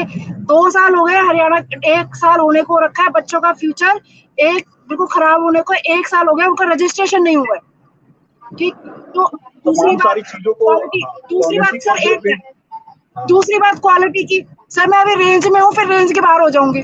दूसरी बात ये कि आप जो है ममता जी पूरा रेंज में है, मुझे मालूम है। जिस टाइम पे हम पढ़ते थे सर, जिस टाइम पे हम पढ़ते थे, हमारे टीचर्स हमें सिर्फ ये प्रैक्टिकल का नाम देते थे, एम लिख के कि जाओ जी लाइब्रेरी में जाओ और ढूंढो किताबें, आईपी ढूंढो, बीपी ढूंढो। आज के बच्चों को ऐसी ऐसी किताबें दी गई है, उसके अंदर प्रैक्टिकल के प्रोसीजर लिखे हुए हैं। तो क्या क्वालिटी आप दे रहे हो? जिस तरीके का टीचर निकालोगे वही तो टीचर पढ़ाएगा ना। तो उसके अंदर जैसे वो गुटके नहीं बनाते एमबीडी जेबीडी की गाइड, उसको तो ये चीज कौन रोकेगा? मतलब कि आप पब्लिकेशन करे जा रहे हो, 10-10 पेजों के चैप्टर खत्म किए जा रहे हो, तो क्वालिटी कहाँ से आएगी? ठीक है। तीसरी बात सर 1 मिनट, तीसरी बात कि अब जो है वो जब भी कुछ हेल्थ प्रोफेशन की बात आती है कि भाई कोविड में ना वो हेल्थ केयर प्रोफेशनल चाहिए, तो कौन आते हैं? एएनएम आते हैं, जीएनएम आते हैं, वार्ड बॉय भी आ जाते हैं, लेकिन फार्मासिस्ट नहीं आते हैं, बिकॉज फार्मासिस्ट के पास कोई रिप्रेजेंटेशन ही नहीं है। कौन मतलब उसको जो उसका माँ बाप ही नहीं है, वो माँ बाप ही नहीं बोलेगा तो बच्चों को कौन पूछेगा? आपकी बात बिल्कुल सही है सर। तो मैडम आपको रुकूंगा, 1 मिनट रुकूंगा। ये तमाम सारे जितनी सारी मैडम ने बात रखी है, तमाम सारी के यदि रिस्पॉन्सिबल देखा जाए तो फार्मेसी काउंसिल ऑफ इंडिया है। सर आप स्टेट फार्मेसी काउंसिल से, तो आप इस चीज को बहुत ही करीबी से जान रहे हैं। क्या आपको नहीं लगता कि फार्मेसी काउंसिल ऑफ इंडिया को इनिशिएटिव लेना चाहिए? कोविड में लोग झोला छाप बोल के हमें चले गए, नाम तो नहीं लिया कहीं ने, फार्मासिस्ट का कहीं नाम नहीं लिया गया, ना तो मीडिया ने लिया, ना तो गवर्नमेंट ने लिया, परंतु झोला छाप बोल के एक पत्रकार चली गई। पर हमारा तो एक नाम तो नहीं लिया गया, बट झोला छाप बोल के चलिए भी गया और हम एक चूं तक नहीं कर पाए सर। तो तमाम सारी चीजों को नहीं लगता सर कि pharmacy council of India responsible है? क्वालिटी ऑफ एजुकेशन को ले लिया जाए, जॉब अपॉर्चुनिटी को ले लिया जाए, या इस कोविड में एक फार्मासिस्ट अपनी अच्छी भूमिका निभा सकता था, तो चाहिए था फार्मेसी काउंसिल ऑफ इंडिया के इनिशिएटिव लेना चाहिए सर डायरेक्ट। रोहित जी मैं चाहूंगा 2 स्पीकर्स और बैठे हुए हैं, उनको भी सुन लिया जाए, तब हम लोग आराम से आंसर देंगे। नहीं आपके पास, उन्हीं के पास आऊंगा, उनसे आप एक्चुअली आपको, अच्छा मेरी इंटरेक्शन लेना चाहते हैं, ठीक है मैं बोलता हूं। एक्चुअली एक्सपेक्टेशन वेरी राइट है ममता जी, पीसीआई का है। ममता जी किसका है? पीसीआई का। सारे पीसीआई के ही रिगार्डिंग लिख रहे हैं कि पीसीआई कुछ नहीं कर रही है, पीसीआई वो कर रही है, डिजोल्व पीसीआई, तमाम सारे कमेंट्स पीसीआई के रिगार्डिंग है। Pharmacist are totally unhappy. बहुत अच्छा, ये बहुत ही अच्छा जो आपने एक विवाद चालू किया है और वाद चालू किया है, तो इससे लड़के लोगों का आक्रोश आता है और वो बहुत अच्छा चीज है। लेकिन यही जो आक्रोश है, सिर्फ मैं बता रहा हूँ, यही जो आक्रोश है ना, ये सिर्फ सोशल मीडिया में नहीं रहना चाहिए, इसको एक चिट्ठी बनाना चाहिए और बना के गवर्नमेंट ऑफ इंडिया को लिखना चाहिए। सर ऐसे ऑर्गेनाइजेशन से हमें क्या फायदा, ऐसे बाप से क्या फायदा, जो बाप हमें रोजी रोटी ना दे, जो बाप हमें एजुकेशन ना दे। तो ये तो सिर्फ सोशल मीडिया में लिख देते हैं यहाँ पे और फिर सो जाते हैं। उनको आग्रह तो कीजिए, सर, आज जो भी मेरी बात सर चलो ये तो सो जाते हो सर, एक ममता मिनट जी प्लीज। तो ये सर एक मिनट, जब इतनी सारी ये एसोसिएशंस बना रखी हैं सर, वो क्या कर रही हैं? उस एसोसिएशन से हम लोग जुड़े हुए हैं, तो जो उसके रिप्रेजेंटेटिव है वो कहाँ सोए हुए हैं? पीसीआई तो सोई हुई है। देखिए जो बाकी एसोसिएशन है उनके रिप्रेजेंटेटिव कहाँ सोए हुए हैं सर? आपने पढ़ाई पढ़ी एसोसिएशन के भलाई के लिए? मैं बताऊं ममता जी, आपने पढ़ाई पढ़ी एसोसिएशन के लिए कि आपने पढ़ाई पढ़ी अपने लिए? आप अपनी लड़ाई अपने लड़ना है कि एसोसिएशन के थ्रू लड़ना? वाई यार आप अपनी कमजोरी को एसोसिएशन के ऊपर क्यों लाद रही हो? ममता जी मेरी बात समझो, मेरी बात सुनो, मेरी बात सुनो। मैं आपकी बात बहुत दिन से सुन रहा हूँ, सुन लीजिए, आज मेरी बात सुन लीजिए। आज जब आप मुझे निमंत्रण किए हैं तो आप मेरी बात सुन लीजिए अच्छी तरह से। आप भी मानते एजुकेशन लेवल हमारी खराब है, ठीक है? और आपने एक क्वेश्चन किया पीसीए और स्टेट काउंसिल का कोई तालमेल है, मैं भी मानता हूँ, एज ए फार्मासिस्ट मैं भी मानता हूँ। उसी लड़ाई लड़ के मैं आज पीसीआई का मेंबर बना हूं, है ना? और आपकी एक एक बात को मैं पीसीआई के हर एक मीटिंग में, सीसी मीटिंग में डालते रहता हूं। मुझे धमकी भी मिलती है पीसीआई से, मैं आज भी मुझे धमकी मिली है, आज भी एक पीसीआई मेंबर से मुझे धमकी मिली है कि आई विल, अगर आप मीटिंग में आएंगे अगला बार फिजिकल मीटिंग में, I will throw you out. मैं नाम नहीं लूंगा, मैं अभी व्हाट्सएप में उनका चल रहा है चैटिंग, मैं I will throw you out, क्योंकि आप डोमिनेट कर रहे हैं पीसीआई को। ये लिखता है वो लिखता है कि वो आप डोमिनेट कर रहे हैं पीसीआई को। डोमिनेट क्यों? कि मेरे यहाँ एजुकेशन लेवल क्यों खराब है? मैं अगर ये चीज अपने पीसीआई के मेंबर से पूछता हूं तो मैं डोमिनेट कर रहा हूं, तो मुझे थ्रेटनिंग मिली है। मैं रिटर्न दिखा सकता हूं, मेरे पास अभी थ्रेटनिंग का है, वो मुझे थ्रेटनिंग देता है। मैं रोहित जी मैं बता रहा हूं, और उसको मैंने क्या रिप्लाई दिया जानता हूं सर? मैं रिप्लाई दिया हूं, सर ये 53 साल हो गया, मैं राजपूत हूं और राजपूत किसी से डरता नहीं। अगर आप में दिक्कत है तो किसी भी मीटिंग में, मैंने उनको दिया, मैं किसी भी मीटिंग में उनको चैलेंज करता हूं कि अगर आप 4 झापड़ मारेंगे तो मैं आपको 3 झापड़ मारूंगा जरूर। आप सीनियर है इसलिए आपको 4 झापड़ मारने का अधिकार है, मगर मैं 3 झापड़ जरूर मारूंगा। ये मैं रोहित जी ये इसलिए हो रहा है क्योंकि आज की जो मीटिंग थी ये मीटिंग वाइटल था और हर एक पीसीआई मेंबर इसको वॉच कर रहा है। मैं आपको आज भी बता रहा हूँ, छुप जैसे भी सब है sir, I can not disclose here. नहीं डिस्क्लोज क्या, जब कोई एक आपके बीच के बंदे जाते हैं और आपके लिए लड़ाई लड़ते हैं तो उसको अगर थ्रेटनिंग देता तो ये बीच का लड़ाई नहीं है। अगर मेरी लड़ाई जैसे ममता जी ने बोला कि मैं ऑर्गेनाइजेशन के थ्रू जाना, मैं ऑर्गेनाइजेशन के लिए पैदा नहीं ना हुआ। मैंने जो बी फार्म किया ऑर्गेनाइजेशन के लिए थोड़ी ना बी फार्म किया, मैं अपने लिए। लेट मी कंप्लीट ममता जी, लेट मी कंप्लीट। मैं किसी के भरोसे पर अपनी पढ़ाई नहीं किया, मैं किसी की पढ़ाई, मैं अपनी पढ़ाई किसी ऑर्गेनाइजेशन के लिए नहीं किया। मुझे मालूम है कि हर एक ऑर्गेनाइजेशन, आज मैं खुलेआम बोलता हूं कि आप पर्सनल ईगो के चलते इतने ऑर्गेनाइजेशन किया है। 1938 से आपको नहीं मालूम है, पीसीआई से पहले एक ऑर्गेनाइजेशन बनी हुई है। 1938 से पहले ऑर्गेनाइजेशन बनी हुई है। हमारा हाल क्या है? ईगो के चलते आईपीएजे बन गया, आईपीए बन गया, पीजीआई बन गया, ये सारा ऑर्गेनाइजेशन। कल आप और हम टूट के ऑर्गेनाइजेशन बना देंगे। ये ईगो है, हमारे में ईगो है, इतना ईगो है क्योंकि हमारे पास क्या है ना, कुछ पैसा नहीं है। पैसे नहीं है तो ईगो बहुत है हमारे पास। जिस दिन पैसे हो जाएंगे झुक जाएंगे आम के गाछ की तरह। जिस गाछ में फल होता है ना बड़ा झुका रहता है, बड़ा झुका रहता है। तो जैसे ही हमारे पास पैसा आ जाएगा हम झुकना सीखेंगे, और जिस दिन हम अपने आप से झुकना सीख जाएंगे ना तो उस दिन हमारी तरक्की कोई नहीं रोक सकता। ये मैं आपको आज बता रहा हूँ। आज एसोसिएशन की बात होती है, चाहे किसी की होता है, कोई लड़का आपके यूपी से जाता है, एक 3 ऑर्गेनाइजेशन बना देता है। कोई हरियाणा से जाता है, 3 ऑर्गेनाइजेशन बनाता है। तो वो तो मजा लेगा, जो पेरेंट कंपनी जिसके पीछे आप विरुद्ध लड़ाई कर रहे हैं वो तो मजा लेगा। वो 3 एक लड़कों को पीठ में हाथ दिया, अरे यार तुम ये देखो ये अलग कर रहा, तुम एक लेटर लिखो, तुमको हम करा देते हैं, तो उसका इंपॉर्टेंट बढ़ गया। अब ये बेचारे जो 3 जो पहले से लड़ रहे थे उसका गया, उसकी रोजी रोटी बंद, आप उसमें चले गए, फिर एक नया ऑर्गेनाइजेशन ला देता है। तो ऑर्गेनाइजेशन का वैल्यू नहीं। आप अपने ने आपने क्या किया ये बताइए, हमने क्या किया? हमने क्या एक लेटर लिखा, हमने क्या पीसीआई को एक जवाबदेही मांगी, हमने क्या मिनिस्ट्री ऑफ हेल्थ को एक जवाबदेही मांगी? कभी नहीं। हमने क्या किया, पोस्टल, ये जो सोशल मीडिया आजकल चल गया ना, सोशल मीडिया में तो बड़ा से तो कटआउट निकाला, लिखा we are frustrated, we are host and hustled by PCI, we don't like PCI, PCI should be washed out, और चुपचाप उस बटन दबाया और चुपचाप जाके सो गया। यही हो रहा है आजकल। आज एक्चुअली मैं हर्ष की तरफ जाऊंगा, काफी देर से, सॉरी तो माफ कीजिएगा, मैं हर्ष की तरफ जाऊंगा। हर्ष काफी देर से वेट कर रहा है, 40 मिनट के लिए। नहीं हर्ष काफी, नहीं हर्ष जी को बोलने दीजिए मैम। हाँ नहीं बोले हर्ष जी, आप पूरी, हर्ष ने काफी सुना सबका, अब हर्ष अपनी बात रखेगा। हर्ष बोलिए, आप क्या इस चीजों को देखिएगा।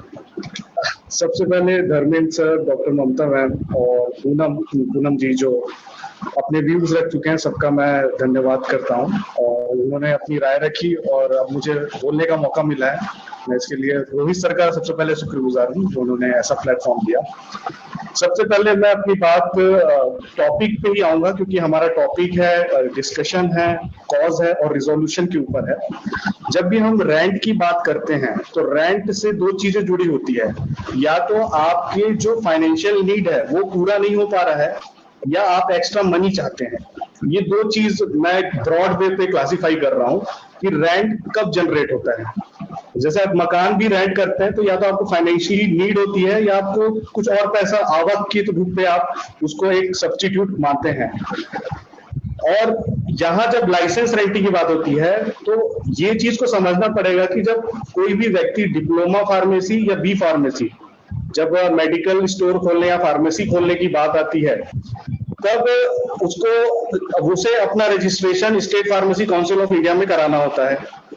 उसके बाद जो रजिस्ट्रेशन सर्टिफिकेट होता है, मान लो मैंने रजिस्ट्रेशन करा लिया और मान लो मैं किसी इंडस्ट्री में काम कर रहा हूं, तो मैं अपना जो रजिस्ट्रेशन सर्टिफिकेट है मैं किसी दूसरे प्रोपाइटर को जो मेडिकल खोलना चाहता है, मैं उसके जगह वो मुझे डॉक्यूमेंट वेरिफिकेशन में एक कॉम्पिटेंट ऑथोरिटी पर्सन दिखाते हुए लाइसेंस लेता है और मेडिकल स्टोर डालता है।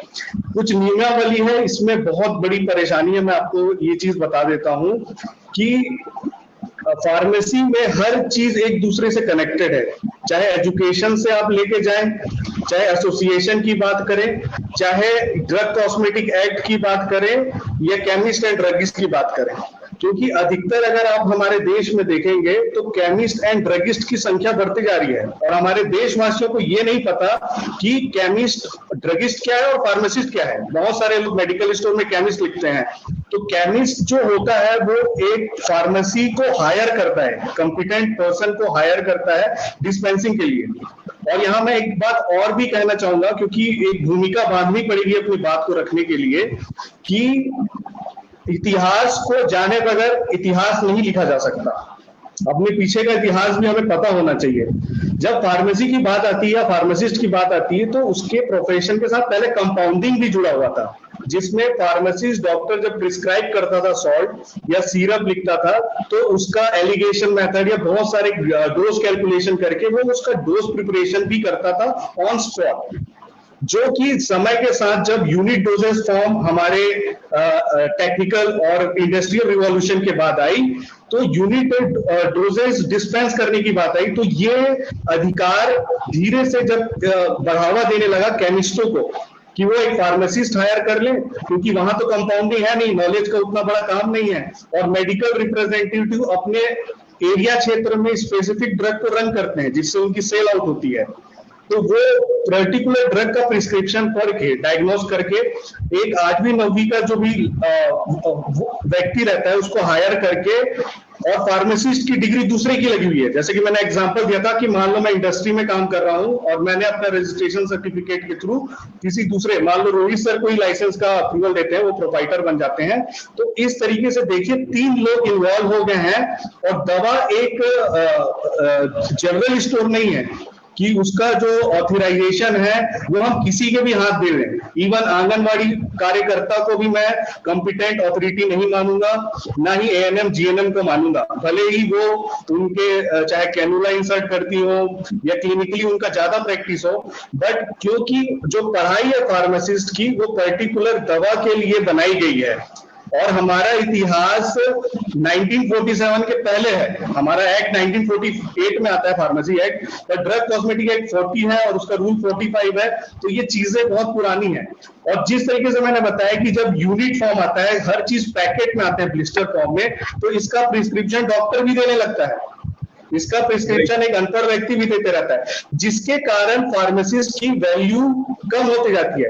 तो अगर आप इसका जो क्रोनोलॉजी देखेंगे तो फार्मासिस्ट का जो डिमांड है सोसाइटी में वो धीरे धीरे कम करने की कोशिश की जा रही है। इवन जब जो शेड्यूल के का अमेंडमेंट हुआ तो उसमें कुछ अधिकार दिए गए, रूल 25 और इस सब चीजों में इस तरीके के अमेंडमेंट करते गए कि सरकार ने फार्मासिस्टों का जो अधिकार है उसको इसी तरीके से आता है कि भाई अब जैसे चीजें यूनिट आ रही है, टेक्नोलॉजी बढ़ रही है, जैसे ऑनलाइन फार्मेसी भी आज का एक मुद्दा बन रहा है कि कोई भी प्रिस्क्रिप्शन डाल रहा है और डिस्पेंस हो रहा है। तो टेक्नोलॉजी के साथ हमें रेगुलेशन को भी स्ट्रॉन्ग और कॉम्पिटेंट बनाने की जरूरत बनती है। आप जब इस सिनेरियो को पूरा देखते हैं, चाहे एजुकेशन का लेवल गिरना हो, चाहे रेंटिंग की प्रॉब्लम हो, तो इसमें बहुत सारी बातें हुई हैं ममता मैम के बीच भी और धर्मेंद्र सर के बीच भी। तो यहाँ मैं बताऊंगा कि जैसे पीसीआई जो क्वालिटी ऑफ एजुकेशन की बात करते हैं, तो जब पीसीआई आती है तो वो अप्रूवल क्यों देती है? सबसे पहले सवाल ये आता है। मिनिमम जो एलिजिबिलिटी क्वांटिटी होता है फैकल्टीज का, मिनिमम लैब इक्विपमेंट्स की बात होती है, ये सारी चीजों में लैकिंग पाई जाती है। एज एकेडमिशियंस मैं बिलोंग किया हूँ इस फैटर्निटी को, तो मैं ये बिल्कुल कह सकता हूँ कि लैकिंग है। लाइब्रेरी में बुक्स की लैकिंग है, बहुत सारी चीज की लैकिंग है। इन सब लैकुना के बावजूद अप्रूवल कैसे मिलता है? दूसरा है कि डिप्लोमा और फार्मेसी को हमेशा से, चाहे पुराना काल भी देखें आप, तो उसको बिजनेस के तौर पे ही देखा गया है, क्योंकि वो 2 साल का कोर्स है। और उसको आप ये भी देखिए कि जो बहुत बड़ा अट्रैक्शन है जब फार्मेसी की बात आती है, क्योंकि उसमें जब स्टोर की बात आती है तो डिप्लोमा इन फार्मेसी भी एलिजिबल है, बैचलर इन फार्मेसी भी एलिजिबल है। तो आप खुद ही एक लॉजिकल सोचेंगे तो आप किस कोर्स के ऊपर जाएंगे? अगर आपने आगे सुपीरियर कोर्सेज करने का प्लान नहीं किया हुआ है तो आप इसी कोर्स में जाएंगे। फिर जब आप मार्केट में उतरते हैं तो जब आपका सैलरी होता है, क्योंकि मैं बताया हूं कि आपने भी, धर्मेंद्र सर ने भी कहा था कि पेट भरा होना चाहिए तब आवाज निकलती है। तो जब फार्मासिस्ट को 12,000 से 16,000 की नौकरी करेगा और वो किस तरीके से अपनी आवाज बुलंद करेगा, और जितने भी एसोसिएशन बने हुए हैं उनको बनाया इसलिए गया है ताकि वो हमारी आवाज वहां तक पहुंचाए। पर फार्मासिस्ट के पास तो इतना भी पैसा नहीं है कि वो एसोसिएशन को फंडिंग कर सके। अगर वो अपना एक ट्रेजरी बनाते हैं तो अगर वो कंट्रीब्यूट करना चाहते हैं तो 12,000 की सैलरी में एक फार्मासिस्ट क्या कंट्रीब्यूट करेगा और क्या एसोसिएशन चलाएगा? दूसरा जो धर्मेंद्र सर ने बोला कि ईगो की बात है, ईगो की बात है इसीलिए तो हर स्टेट में इतने सारे एसोसिएशंस बने हुए हैं। पर एसोसिएशन को कहीं ना कहीं आपस में मुद्दों पे समन्वय, एक मत को स्थापित करना ही पड़ेगा, क्योंकि जब तक हम एक अम्ब्रेला के अंदर नहीं आएंगे, टुकड़ों में डिवाइड होने से कोई दिक्कत नहीं है, क्योंकि भारत खुद एक संघों से बना हुआ देश है। अलग अलग जाति, धर्म और संस्कृति एक दूसरे में समाहित होती है। तो मेरे हिसाब से एसोसिएशन के बटे होने से कोई दिक्कत नहीं है, बशर्त यह है कि वो अपने कार्यभार को संभाले और हर फार्मासिस्ट की बात को सामने तक रखे। क्योंकि एक जो नौकरी कर रहा है या पढ़ रहा है वो नहीं जा सकता, धरने पे नहीं बैठ सकता, पर अगर आप एक पर्टिकुलर एग्जीक्यूट करें, जैसे कि बहुत सारे आंदोलन हमारे देश में चलते हैं और ये हमारा डेमोक्रेटिक अधिकार भी है, पर उसका रिजल्ट बनाने के लिए एक नियमावली और एक प्लान ऑफ वर्क के साथ हमें रोड पे उतरना या जो भी डेमोक्रेटिक धरना प्रदर्शन करना है, वो उसका समन्वय बड़े बड़े लोग को आना चाहिए प्लानिंग करके। जब तक उसका सक्सेस होगा तब लोग उसमें जुड़ने की कोशिश करेंगे। यस सर, रोहित सर बताइए। या हर्ष, मैं थैंक यू सो मच, बहुत अच्छा पॉइंट रखा है। मैं राजनंदिनी की तरफ जाऊंगा, काफी देर से वेट कर रही है और ये पटना से हैं, स्टूडेंट हैं, और धर्मेंद्र जी सर आ रहे हैं तो मैंने उनको बोला कि आप पटना से, बिहार से हैं, तो कुछ नॉलेज आपको शायद झारखंड से मिले कि एक्चुअल में क्या चल रहा है। तो नंदी जी, बहुत सॉरी फॉर दैट कि आप काफी देर से वेट किए। आपको क्या लगता है कि फार्मर रेंटिंग को लेकर आप क्या देखते हैं? और आपने बहुत सारे इश्यूज भी आप फेस कर रहे हैं अपनी स्टेट में भी। तो क्या आप अपनी बात रखिए हमारे साथ first of all, very good evening to respected sir. As a student मैं ये सोचती हूँ कि अगर मेरी एक डिग्री से, मेरे एक लाइसेंस देने से, जहाँ रूरल एरियाज़ में ना कोई हॉस्पिटल है, ना कोई मेडिकल शॉप है, इवन झोला छाप डॉक्टर्स क्रेडिट लेते जा रहे हैं, अगर उन जगहों पे मेरे डिग्री देने से एक मेडिकल शॉप खुल सकता है तो it is profitable for everybody. और जहाँ तक बात रही, लोग अपोज करते हैं कि हेल्थ केयर इशू भी होती हैं, कुछ प्रिस्क्रिप्शन गलत हो जाते हैं, तो मेरा ये मानना है कि प्रॉज एंड कॉन्स सारे फील्ड में है, तो हम सिर्फ एक कॉन्स को क्यों लेकर चले कि हाँ ये हमारी चीज़ निगेटिव है। हम इसके फ़ायदे मंद जो देख सकते हैं कि जो मेडिसिन अवेल नहीं कर पा रहे हैं लोग, हमारे थ्रू उनको भी ये सारी चीज़ें मिल रही हैं। और मेरा पॉइंट ये भी है कि अगर हमें इससे, सभी को पता है नो डाउट कि क्या हमारा अभी हो रहा है, कितनी कम ग्रेड पे पर हम लोग लिए जा रहे हैं ऐसे जॉब, अगर थोड़ी बहुत हमें भी इकोनॉमिकल प्रॉफिट हो रही है हमसे तो we should go for it. और मेरा ये क्वेश्चन है कि राजनंदिनी जी, मैं एक चीज बोलूंगा, सॉरी टू इंटरप्ट यू। आप इसके जो कॉन्स को भी फायदे की तरह बात कर रही हैं, वो एक नॉन टेक्निकल के तौर पे सही हो सकता है, बट ये इलीगल है, आपको पता होना चाहिए। जो ड्रग कॉस्मेटिक एक्ट है वो नॉन फार्मासिस्ट को ये अधिकार नहीं देता। जो फार्मासिस्ट है उसका अधिकारी है दवा का प्रोक्यूरमेंट, स्टोरेज, डिस्ट्रीब्यूशन, ये सब उसके क्षेत्र में आते हैं। अगर उसके क्षेत्र का ये हानि होगा तो ये बिल्कुल ही गलत है। आप आगे प्रोसीड कर सकती हैं। Please continue. और सर मेरा एक और sir you can also ask sir, Dharmendra sir please carry. Rajnandini ji, पहले तो आपको बहुत बहुत आशीर्वाद कि आपने ये प्रोफेशन चुना है। आपको मैं कोटि कोटि धन्यवाद देता हूँ कि आपने फार्मेसी का प्रोफेशन ही चुना। जैसे हर्षवर्धन जी ने कहा आपको, तो जब कोई सीनियर बोलते हैं तो उसको समझना चाहिए, है ना। तो ये ऐसा नहीं है कि ये डिबेट में आपको कुछ मतलब ऐसा बताया जा रहा है, उन्होंने अपना वो टेक्टफुली लॉ बताया। आपका व्यू बहुत अच्छा जा रहा है, मगर हर्षवर्धन जी जो बोले हैं उसको समझना चाहिए। आप किस कॉलेज से हैं पहले तो ये बता दें। Government pharmacy institute from Patna. अच्छा, गवर्नमेंट कॉलेज ऑफ फार्मेसी। सारे तो टीचर्स वहाँ नेता ही हैं, जितने टीचर्स हैं सारे नेता हैं वहाँ। आप बुरा नहीं माने, मैं जानती हूँ, मैं एक एक आदमी को जानता हूँ वहाँ पे, है ना। तो वहाँ आपकी पढ़ाई बहुत अच्छी हो रही है, आप कंटिन्यू करें। पहले तो अपनी बात रखें, क्योंकि स्टूडेंट अगर हमारी बात समझना नहीं, आप हमें समझाएं पहले, क्योंकि आप हमसे क्या अपेक्षा रखते हैं, तभी मैं आगे जा सकता हूँ। बोलिए मैडम। सर मोस्टली हमारा अपेक्षा एक्सपेक्टेशन इतना है कि हमें रोजगार मिले। मैं राजनंदिनी जी पहले तो हंसिए और उसके बाद बोलिए, एकदम स्मार्टनेस से बोलिए, कोई दिक्कत नहीं है, आप बहुत अच्छी बोल रहे हैं। इनकी तरफ से मैं बात रखूंगा, मेरी बात हुई है, सॉरी। नहीं राजनंदिनी जी, बिहार में वैकेंसी निकली हुई थी धर्मेंद्र सर, आपको बताता हूँ, वहाँ पे 12,000 रुपये लिखा गया था। तो यदि इस तरह का जॉब जो ज्वाइन करता है तो उससे जो एक उनका जो होना चाहिए वो नहीं हो पाता है, जिसकी वजह से इनका ये थॉट है कि यदि फाइनेंशियली कुछ सपोर्ट मिल जा रहा है तो क्या बुरा है इसमें। तो उन्होंने उस रिस्पेक्ट में चीजों को अपनी बात रखा है। तो बाकी Bihar pharmacy council of India को पता ही आपको, वहाँ पे एसोसिएशन की क्या एक्टिविटीज चल रही है आपको पता ही है। अभी 12,000 की बी फॉर्म की जॉब दी जा रही है, तो डेफिनेटली ये चीजें माइंड की स्टूडेंट के दिमाग में आता है। तो स्टूडेंट के दिमाग में तभी आएगा जब हम इस चीजों को इंश्योर नहीं करेंगे। तो एक रोहित जी बहुत ज्यादा सैलरी मिल रहा है, रोहित जी बहुत ज्यादा सैलरी मिल रहा है। 12,000 तो बहुत ज्यादा आप बोल दिए, 8,000 की सैलरी है एनआरएचएम के थ्रू। आप तो बहुत 12,000 उनको ज्यादा मिल रहा है। लेकिन मैं इसमें डिबेट नहीं जा रहा। अपोलो की मैडम कुछ बोलना चाह रही है, बहुत देरी से हाथ उठा रही है, प्लीज मैडम। मुझे एक और बात रखनी थी अपनी कि the process of registration all over India जो है, तो एक प्रॉब्लम ये भी आती है कि स्टूडेंट को जॉब लेने में registration plays a very very important role.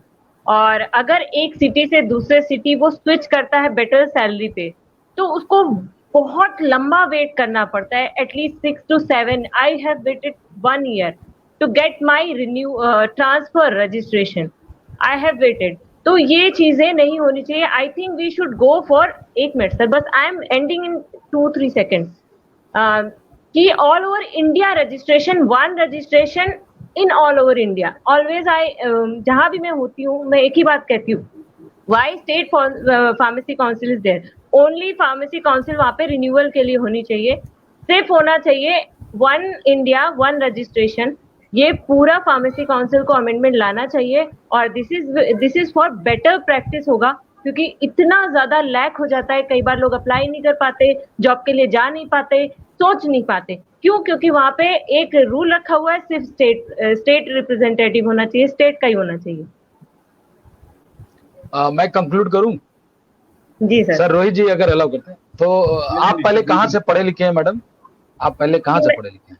जी मैंने लखनऊ से एजुकेशन लिया है from Saroj institute of technology management. तो I am BCom from that institute. अब मैं कुछ आपको पीसीआई का अब आपको अंदर की बात बताता हूँ, ठीक है? बट ये सारे लड़के लोगों के लिए very shortly you will be having PRTS very shortly. मैं आपको एश्योर करता हूँ कि PRTS लॉ आने वाला है, यानी कि फार्मासिस्ट रजिस्ट्रेशन ट्रैकिंग सिस्टम. ये PCI लाने वाला है. मैं नहीं बोलना चाह रहा था, मैं रोहित जी को बोला था अगर बात बोलूंगा कहां से कहां चली जाएगी, लेकिन आप लोग इंसिस्ट कर रहे हैं क्योंकि PCI से बहुत अपेक्षा है आप लोगों को, तो इसीलिए बोल रहा हूं.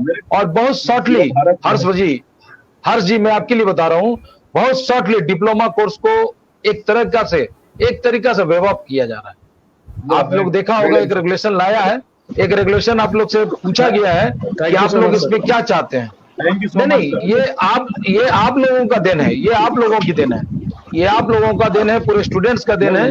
बट डिप्लोमा के जो भी पढ़ रहे हैं लड़के, उनको हताश होने की जरूरत नहीं है. मैं अभी भी बता रहा हूँ, उनके लिए अलग एक सेगमेंट हम लोग देंगे, बट मैं हर चीज डिस्क्लोज नहीं कर सकता इस प्लेटफॉर्म में, क्योंकि मैं अभी पॉलिसी मेकर भी हूँ. तो इसीलिए मैं बता रहा हूँ, आप लोग को हताश होने की कोई जरूरत नहीं है. मुझे 5 साल की जिंदगी दी हुई है, मैं 5 साल के लिए PCI में रिप्रेजेंट होके गया हूँ. मैं आप पूरे फार्मासिस्ट को, पूरे भारत के फार्मासिस्ट को एक यकीन दिलाता हूँ कि अगर मैं 100% नहीं कर सका तो 20% तो वॉश आउट कर दूंगा.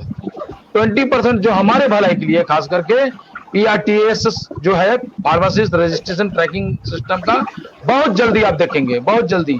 डिप्लोमा को वेव आउट करने के लिए, वेव आउट मत बोलिए इसको, अदर वे बच्चे लोग भड़क जाएंगे. डिप्लोमा को एक नया अंदाज से लाने के लिए हम लोग ने एक सिस्टम लाया हुआ है, बहुत जल्दी आपको दिखेगा. और मैं बता रहा हूँ, जो 80 साल के बुढ़े पढ़ते थे हमारे यहाँ डिप्लोमा में, उसको भी रोकने का हमने प्रण लिया है, और बहुत जल्दी आपको दिखेगा, बहुत जल्दी. हमको लगता है 1-2 मंथ में आपको ये नजर आ जाएगा कि 80 साल के बच्चे अब नहीं पढ़ सकते.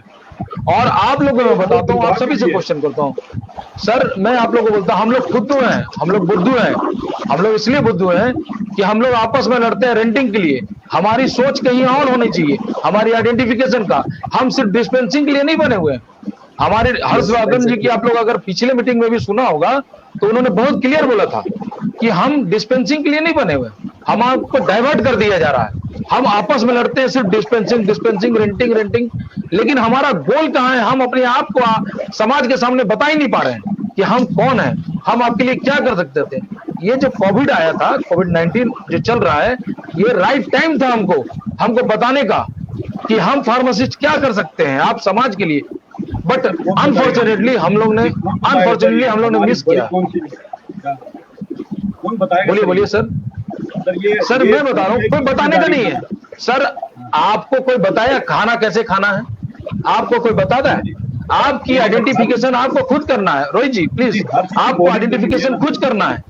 मैं जब बाजार में निकला तो मेरे जैसे B.Pharm बहुत लड़के निकले, मगर मैंने भीड़ से हट के एक आइडेंटिफिकेशन बनाया. आपने बनाया रोहित जी. आज आपकी आवाज, आपकी जो ये चैनल है, या आपका जो ये देख रहे हैं, 1 लाख आदमी इसको फॉलो करते हैं, भले जैसे फॉलो करते हैं, उससे कोई एक आदमी तो सुनता होगा, कोई आदमी तो समझ में आता होगा. तो उस एक आदमी को हमको चाहिए, 1000 नहीं चाहिए. बट मैं आपको बता रहा हूँ, एश्योर कर रहा हूँ, PCI मजबूर है आपकी बात सुनने के लिए. नाउ आपकी जो भी क्वेश्चन है, क्वेरी है, मैं आपसे रिक्वेस्ट करता हूं कि आप लोग रजिस्ट्रार के साथ साथ मिस्टर बी सुरेश को भी उसको में लिखें, ओनली रजिस्ट्रार को एडमिट नहीं लिखें. आप लोग जब भी कुछ लिखते हैं तो registrar, only registrar should be not be admitted in your mail ID. आप पीसीआई के प्रेसिडेंट को भी लिखिए, उसी में अटैच करें। मैं आपको दावा देता हूं कि आपको आंसर मिलेगा, आंसर मिलेगा। मैं आपको ये भी आश्वस्त करता हूं, मैं आपको आश्वस्त करता हूं कि फार्मासिस्ट के भविष्य के साथ कोई नहीं खेल सकता, कोई नहीं खेल सकता। इतने अच्छे अच्छे चैनल आ रहे हैं, इतने अच्छे अच्छे लड़के आ रहे हैं। अब आईपीए आईपीजीए भी आपकी बोली बोल रहा है, आपको शायद नहीं मालूम। और मैं बता रहा हूं बहुत शॉर्टली, ममता जी मैं बता रहा हूं आपको बहुत शॉर्टली, ये रेंटल वाला सिस्टम भी हट जाएगा बहुत शॉर्टली। ये किस लिए हो जाएगा कि मैं रोहित जी मैं बता रहा हूं, ये हट जाएगा, अपने आप हट जाएगा। जब तक आप और हम तो खुद हुए हैं, जब लड़ना चाहिए तो नहीं लड़े। जितनी कॉलेज खुलनी चाहिए तो जितनी कॉलेज खुल गई है, उससे कितने लड़के पैदा हो जाएंगे बताइए तो। मेरे झारखंड में बता रहा हूं 94 कॉलेजेस हैं, 94 इंटू 60 जोड़ लीजिए, और बी फार्म का 7 कॉलेज है, इंटू 60 जोड़ लीजिए, कितना कॉलेज हो गया, कितने स्टूडेंट आ गए। और ये लड़ाई किसका है, ये जो रेंटिंग का है, एफडीए ने किया था। ये जो नंबर ऑफ कॉलेज खुलवाने का तरीका था, क्योंकि जो एफडीए आदमी है, जो ड्रग इंस्पेक्टर हैं, उन्होंने उलुल जुलुल लाइसेंस दे दिया है, उलुल जुलुल लाइसेंस दे दिया है किसी के नाम से, धर्मेंद्र सिंह के नाम से 4 लाइसेंस दे दिया। अब उसको कंपनसेट करना है, अब उसको कंपनसेट करना, तो नंबर ऑफ कॉलेजेस खोल दिए। उसको तो फैक्ट्री खोलना ना, पान दुकान जैसे फैक्ट्री खोल दिया, बच्चा पैदा करो, बच्चा पैदा करो, फार्मासिस्ट बच्चा लाओ। अब वो फार्मासिस्ट क्या होगा, बराबर हो जाए। कोई नहीं, मैं आपको बहुत टेक्निकल चीज बता रहा हूं सर आज, कि ये दोनों बराबर जिस दिन हो जाएगा, डिप्लोमा बंद हो जा रहा है। आपको मैं बता रहा हूं डिप्लोमा बंद होने वाला है। ये डिप्लोमा बंद होने का कारण भी यही है, उस दिन मैच हो जाएगा दोनों, उस दिन नंबर ऑफ फार्मासिस्ट और नंबर ऑफ रिटेल दुकान दोनों बराबर हो जाएगा। उसके बाद ये डिप्लोमा अपने आप बंद हो जाएगा। The law will come, the law will come, and the law is coming, the law is coming, I am saying the law has comed. But किसी भी क्षण आपके सामने आ जाएगा, किसी भी क्षण आपके सामने आ जाएगा। और मैं आपको बता रहा हूं, आप लोगों को तो मालूम ही नहीं है एफडीए क्या क्या गुल खिलाता है। आपकी लाइसेंस जब आप रिन्यूअल करने जाते हैं, जो कम्युनिटी फार्मासिस्ट हैं, जब रिन्यूअल करने जाते हैं, तो एक नया रूल लाया है, रिटेंशन ऑफ लाइसेंस। हर्ष जी जानते होंगे इस चीज को, आई थिंक रोहित जी भी जानते होंगे। रिटेंशन ऑफ लाइसेंस, ये रिटेंशन ऑफ लाइसेंस क्या है, ये बुद्धू बनाने का चीज है। आपका फार्मासिस्ट, आपको जाने का जरूरत नहीं है वहां पे। आपको जब रिन्यूअल का टाइम होता है, तो वो सिर्फ 3000 का सरकारी चालान जमा कर देता है, और उसके लाइसेंस जो है रिन्यूअल हो जाता है। उस समय फार्मासिस्ट की जरूरत नहीं है। तो आप सोचिए कि आपको कहां कहां हरास कर रहा है। हर्षवर्धन जी बोल रहे थे, मैं बहुत थोड़ा समय ले लेता हूं, हर्षवर्धन जी बोल रहे थे कि हम लोग को शुरू से अपेक्षा किया जी सर, जब ड्रग लाइसेंस बना था तभी हमारी अनदेखी की गई। डॉक्टर्स को ये परमिशन दिया गया कि आप अपनी दवाई रख सकते हैं। उस समय हमने कभी अपोज नहीं किया, कभी अपोज नहीं किया। बोलिए, कभी अपोज किया?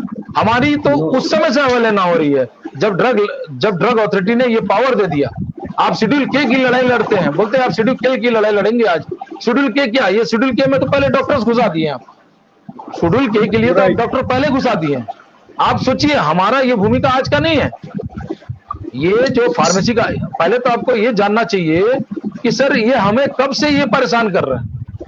आपको ये जाने, डॉक्टर कभी नहीं चाहता है कि एक फार्मासिस्ट, नहीं तो फार्मडी, आज रोहित सर से बात हो रही थी तो हाँ हर्षवर्धन जी, मैं एक सेकंड लूंगा हर्षवर्धन जी। मैं आपको बता रहा हूं, अभी फार्मासिस्ट दिल्ली में आपका एक 12 क्लास के लड़के लोग को लिया जा रहा है ना, पढ़ा के उसको डॉक्टर चक्कू जी बनाया जा रहा है। तो मैं ये बोलता हूँ, तो ये किसकी जिम्मेवारी है? पीसीआई की जिम्मेवारी थी। ये पीसीआई की जिम्मेवारी थी कि वहां इंटैक्ट करते हैं कि हमारे पास ऑलरेडी इतने फार्मासिस्ट क्वालिफाइड आदमी हैं, आप इसको यूज कर सकते हैं, इसको यूज कर सकते हैं। मान ले पीसीआई ने नहीं माना, हमारे ऑर्गेनाइजेशन जितने थे, आईपीए थे, आईपीजीए थे, और जो ऑर्गेनाइजेशन है, वो सारे को एक लेटर लिखना चाहिए था दिल्ली गवर्नमेंट को कि सर हमारे पास इतने क्वालिफाइड आदमी हैं, आप इस आदमी को यूज कीजिए, जिससे आपको एक तो बेरोजगारी भी हट जाएगी और आपकी वाहवाही भी हो जाएगी। लेकिन किसी ने रिस्पॉन्सिबिलिटी नहीं लिया, किसी ने नहीं लिया, ना इधर पीसीआई, ना इधर एनी ऑफ द ऑर्गेनाइजेशन। हम लोग खाली ब्लेम डालते हैं। शेड्यूल के जाएगा ही सर, शेड्यूल के तो सर, शेड्यूल के तो बहाना था कि शेड्यूल के को स्टोर किया जा रहा है डॉक्टर। सर यहाँ पे एक चीज, ममता जी, मैं आपको ये भी क्लियर करता हूँ, ये शेड्यूल के जो है ना, ये एक बहाना है, एक बहाना मैं आपको बता रहा हूँ, एआई शेड्यूल की तरफ से एक बहाना है। ये आप लोग ध्यान रख लीजिएगा, ये दूरदर्शी है। ये शेड्यूल के धीरे धीरे क्या करेंगे, आपको मालूम होगा कि हॉस्पिटल में फार्मासिस्ट हटाए जा रहे हैं, कोई जरूरत नहीं इनका फार्मासिस्ट का। अब ये क्या करेंगे, एआई शेड्यूल जिसको केमिस्ट एंड ड्रगिस्ट बोलते हैं आप लोग, वो क्या करेंगे, एक लेटर लिखेंगे गवर्नमेंट ऑफ इंडिया को। जब आपके कोई भी मतलब हॉस्पिटल में फार्मासिस्ट नहीं है और बगैर फार्मासिस्ट का हम दवा बंटवा सकते हैं, तो हम दुकान में क्यों नहीं कर सकते हैं? ये दुकान में ये एक सोचा समझा प्लानिंग है सर। आप ये समझिए, लड़के लोग को समझना होगा इस चीज को कि ये धीरे धीरे पहले आपको मतलब जितने भी गवर्नमेंट सरकारी जो विभाग है उससे हम फार्मासिस्ट को वंचित किया जा रहा है, शेड्यूल के ला के चाहे कोई भी तरह का सलाह के। उसके बाद ये क्या करेंगे, एक लेटर लिखेंगे गवर्नमेंट ऑफ इंडिया को, उनकी बात, उनके पास पैसा बहुत है, वो लिखेंगे, उनकी यूनिटी भी बहुत है, वो लिखेंगे कि जब हॉस्पिटल में बगैर फार्मासिस्ट का ऑपरेशन हो सकता है, मतलब दवा का ऑपरेशन हो सकता है, तो दुकानदार में क्यों नहीं, दुकान में क्यों नहीं? तो दुकान को भी ये फैसिलिटी देना होगा। ये मैं आपको दूर की बात बता रहा हूँ, ये आपको दूर की बात बता रहा हूँ सर। मैं आपको बता रहा हूँ कि ये रेंटिंग का जो है ना सर, भगवान सर आपकी बातों को बहुत ध्यान से सुन रहे हैं, उनके बहुत सारे कमेंट्स भी आ रहे हैं। नहीं, मुझे मालूम है सर, मुझे किसी यहाँ पे दो आदमी के कमेंट मुझे बहुत अच्छा लगता है। एक ममता जी जो लड़ती हैं, तो उनकी लड़ाई जो है ना सही जगह नहीं जा रही है। वो क्या करती हैं मैं बता रहा हूँ, ममता जी इसको अदर में मत लीजिएगा। आप शिक्षा विभाग में हैं, आपकी लड़ाई बहुत योगदान है, आपका योगदान जो है, आप बच्चे की भविष्य बनाती हैं। आपने जिस हरियाणा स्टेट की बात की उसमें तो केस लगा हुआ है रजिस्ट्रार के ऊपर, आपको मालूम होगा, मैं नाम नहीं लेना चाहता हूँ, उस रजिस्ट्रार पे केस हुआ है। और देखिए ये आपको मैं आपका बड़ा अच्छा चीज बताता हूँ ममता जी, ये बड़ी ध्यान से सुनिएगा। और जितने भी फार्मासिस्ट है सब, अगर आपका स्टेट फार्मेसी काउंसिल नहीं सुनता है आपकी बात, तो आपके पास अधिकार है, आपके पास अधिकार है कि आप पैरेलल एक फार्मेसी काउंसिल ऑफ इंडिया बना और स्टेट फार्मेसी काउंसिल बना सकते हैं। आप पढ़े नहीं है, आप लगता है, आप पढ़िए, उसमें लिखा हुआ है, उसमें लिखा हुआ है कि आप पैरेलल स्टेट फार्मेसी काउंसिल बना सकते हैं। तो जस्ट 150 बाई एक हाफ बटा आपका उसमें आपका योगदान होना चाहिए। आप लड़के जुगाड़ कीजिए, एक काउंसिल बनाइए, उसके पैरेलल में खड़ा कर दीजिए। पीसीआई से मान्यता दिलाना मेरा काम मैं बताता हूूँ, आप पैरेलल खड़ा कीजिए, कोई जरूरत नहीं स्टेट का। आप फार्मेसी पढ़िए सर, मेरी बात फार्मेसी नहीं, ममता जी, हरियाणा स्टेट फार्मेसी सर, एक मिनट मेरी बात तो सुनिए। हाँ, अरे आपकी बात तो मैं 7 साल से सुन रहा हूँ और सुनते रहूंगा। अगर मैं अपनी बहन लोग की बात नहीं सुनूंगा तो किसके बात सुनूंगा? बोलिए Mamta ji. Sir, Haryana state pharmacy council नहीं सुन रही है, उसके अगेंस्ट में उसके पैरेलल में खड़ी कर दी। अगर पीसीआई नहीं सुन रही है तो क्या करें? उसके लिए भी सेम लॉ है, सेम लॉ कहा ना आपने, ये एक पॉइंट मैं बोल रहा हूँ सर, एक मैं बोल रहा हूँ सर, अब आप मेरी बात सुनिए। आपने ये कहा कि एसोसिएशन के भरोसे मत रहो, आप इंडिपेंडेंटली क्या कर रहे हो? आपने क्या किया? मेरे कॉलेज ने सैलरी नहीं दी, नहीं मैं अपनी बात बता रही हूँ, कॉलेज ने सैलरी नहीं दी। I have written 10 applications, 10 reminders to the PCI. ठीक, उनसे मैंने डाटा मांगा, उनको मैंने कंप्लेंट किया, उनसे टेलीफोनिकली मेरी बात हुई, लेकिन किसी ने कोई रिस्पॉन्स नहीं दिया।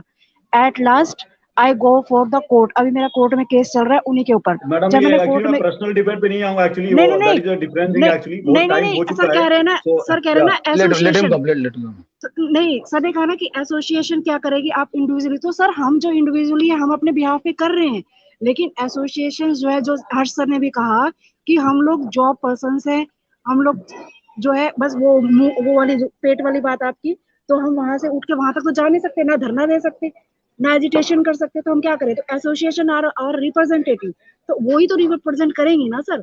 हम तो अपनी बात आपको बता सकते हैं, आप आगे बताएंगे, आप उसको रिप्रेजेंट करेंगे, बस इतनी सी बात है। आपको मैं बताऊं ममता जी, मैं बता रहा हूं कि मेरे द्वारा अनुरोध करने से पीसीआई ने एक पोर्टल बनाया आप लोगों के लिए, कंप्लेनर लोगों के लिए। आप लोग उसमें कंप्लेन अपनी लॉन्च कर सकते हैं, आपने जैसे लॉन्च किया, और भी बहुत लड़के ने लॉन्च किया। आपको ये नहीं मालूम है अभी कि जब भी मैं आपके यूपी गया था, आपके 3-4, मैं बोलना नहीं चाह रहा था, आपके यहाँ सर्वे में गया हुआ था, हरियाणा भी गया हूँ और राजस्थान भी गया था।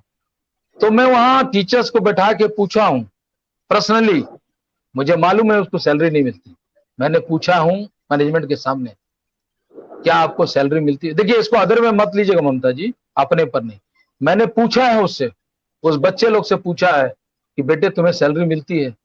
हाँ सर।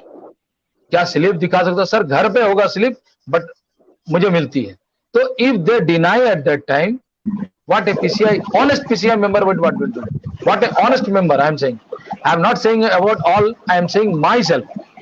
मैंने आपको बता रहा हूं, मैं अभी आपको नाम ले रहा हूं, एक कॉलेज का नाम लेता हूं, हर्ष जी मैं बता रहा हूं, एक कॉलेज का नाम लेता हूं, सनराइज कॉलेज। सनराइज कॉलेज आपको राजस्थान में है। मैं जब इंस्पेक्शन में गया था, मुझे मतलब कुछ कुछ दिखाया गया कि ये हो जाएगा, ये हो जाएगा। मैंने अपने पूरे रिपोर्ट में वही लिखा जो मैंने देखा, मगर अनफॉर्चुनेटली आई एम सेइंग उस कॉलेज को अप्रूवल मिल गई, उस कॉलेज को अप्रूवल मिल गई। ये हमारे लिए सेटबैक है, हमारे लिए सेटबैक है। मैं बता रहा हूँ मैडम, ये हर कोई नहीं बोल सकता, ये हर कोई नहीं बोल सकता, बट मैंने बोल रहा हूँ, मैं आघात हूँ, मैं अपने आप से आघात हूँ। और मैं आपको बता रहा हूँ, मैं आप किसी भी कॉलेज में इंस्पेक्शन करने नहीं जाऊंगा, किसी भी कॉलेज में। जिस जगह में आपके पीसीआई मेंबर की इज्जत ना हो, आपकी पीसीआई की राइटिंग में ना हो। अगर पीसीआई का मेंबर वहां जाके, आपके जैसे टीचर भी गए थे हमारे साथ, उन्होंने अपने कलेजे पे लिखा ये कॉलेज को मान्यता नहीं होनी चाहिए। अगर उसको फिर रिन्यूअल हो गया तो आप और हम मुंह दिखाने लायक नहीं। तो इसके लिए आई एम वेरी सॉरी, क्योंकि एक दिन में मैं पीसीआई को चेंज नहीं कर सकता, बट कुछ कुछ चेंजेस मैं लाऊंगा। आपके लिए मैंने पोर्टल खोला है, आप पोर्टल में अपने डालें, और अगर कार्रवाई नहीं होती है आप फिर मुझे लेटर दें, फिर लेटर दें। आपने मुझे वर्बली बोला था ना, आपने मुझे वर्बली बोला था ममता जी किस व्हाट्सएप ग्रुप में, उसको आगे रखा। आपकी बात को मैं विभिन्न चैनल न्यूज पेपर में लाया, ठीक है ना। तो ये मैं आपको आश्वस्त करता हूँ मैडम, मैं आप लोगों के साथ हूँ जब तक मुझे 5 साल का करियर है। हर जी कुछ बोलना चाह रहा है सर, प्लीज आपकी बात में सुनने के लिए व्याकुल रहता हूं। हर्ष और नंदिनी को भी लूंगा मैं, एक्चुअली हर 2 मिनट के लिए रोकूंगा।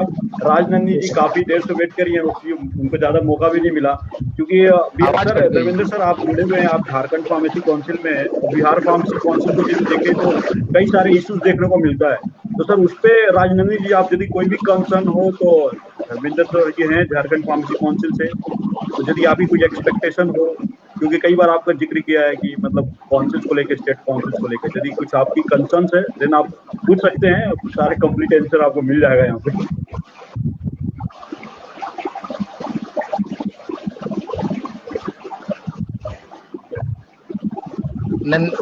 आप अपनी आवाज को अनम्यूट करें।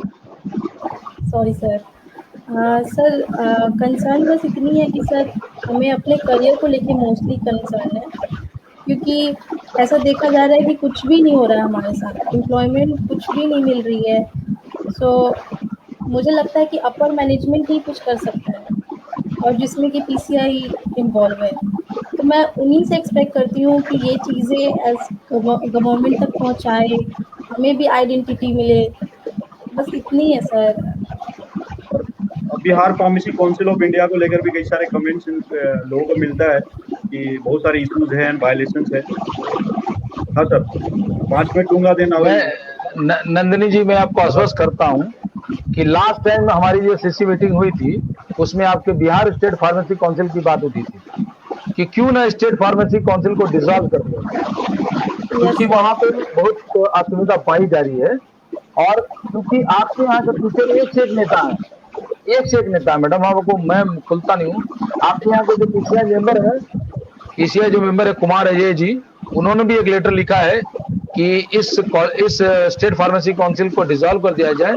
और उसमें मैंने भी बहुत जोरदार अपना मिस्टर नायक के प्रति, मिस्टर नायक है आपके यहाँ का रजिस्ट्रार, तो उनके प्रति हमने बहुत संवेदनशील क्वेश्चन किया है, और मैं अभी डिस्क्लोज नहीं करूंगा, बट बहुत जल्दी आपको हो सकता है कि पीसीआई एक्शन ले ले।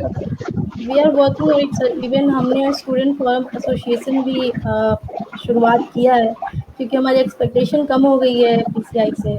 सो हम चाह रहे हैं कि अब हम सारे स्टूडेंट्स यूनाइट होके कुछ करें, तो हम इस पर काम भी कर रहे हैं।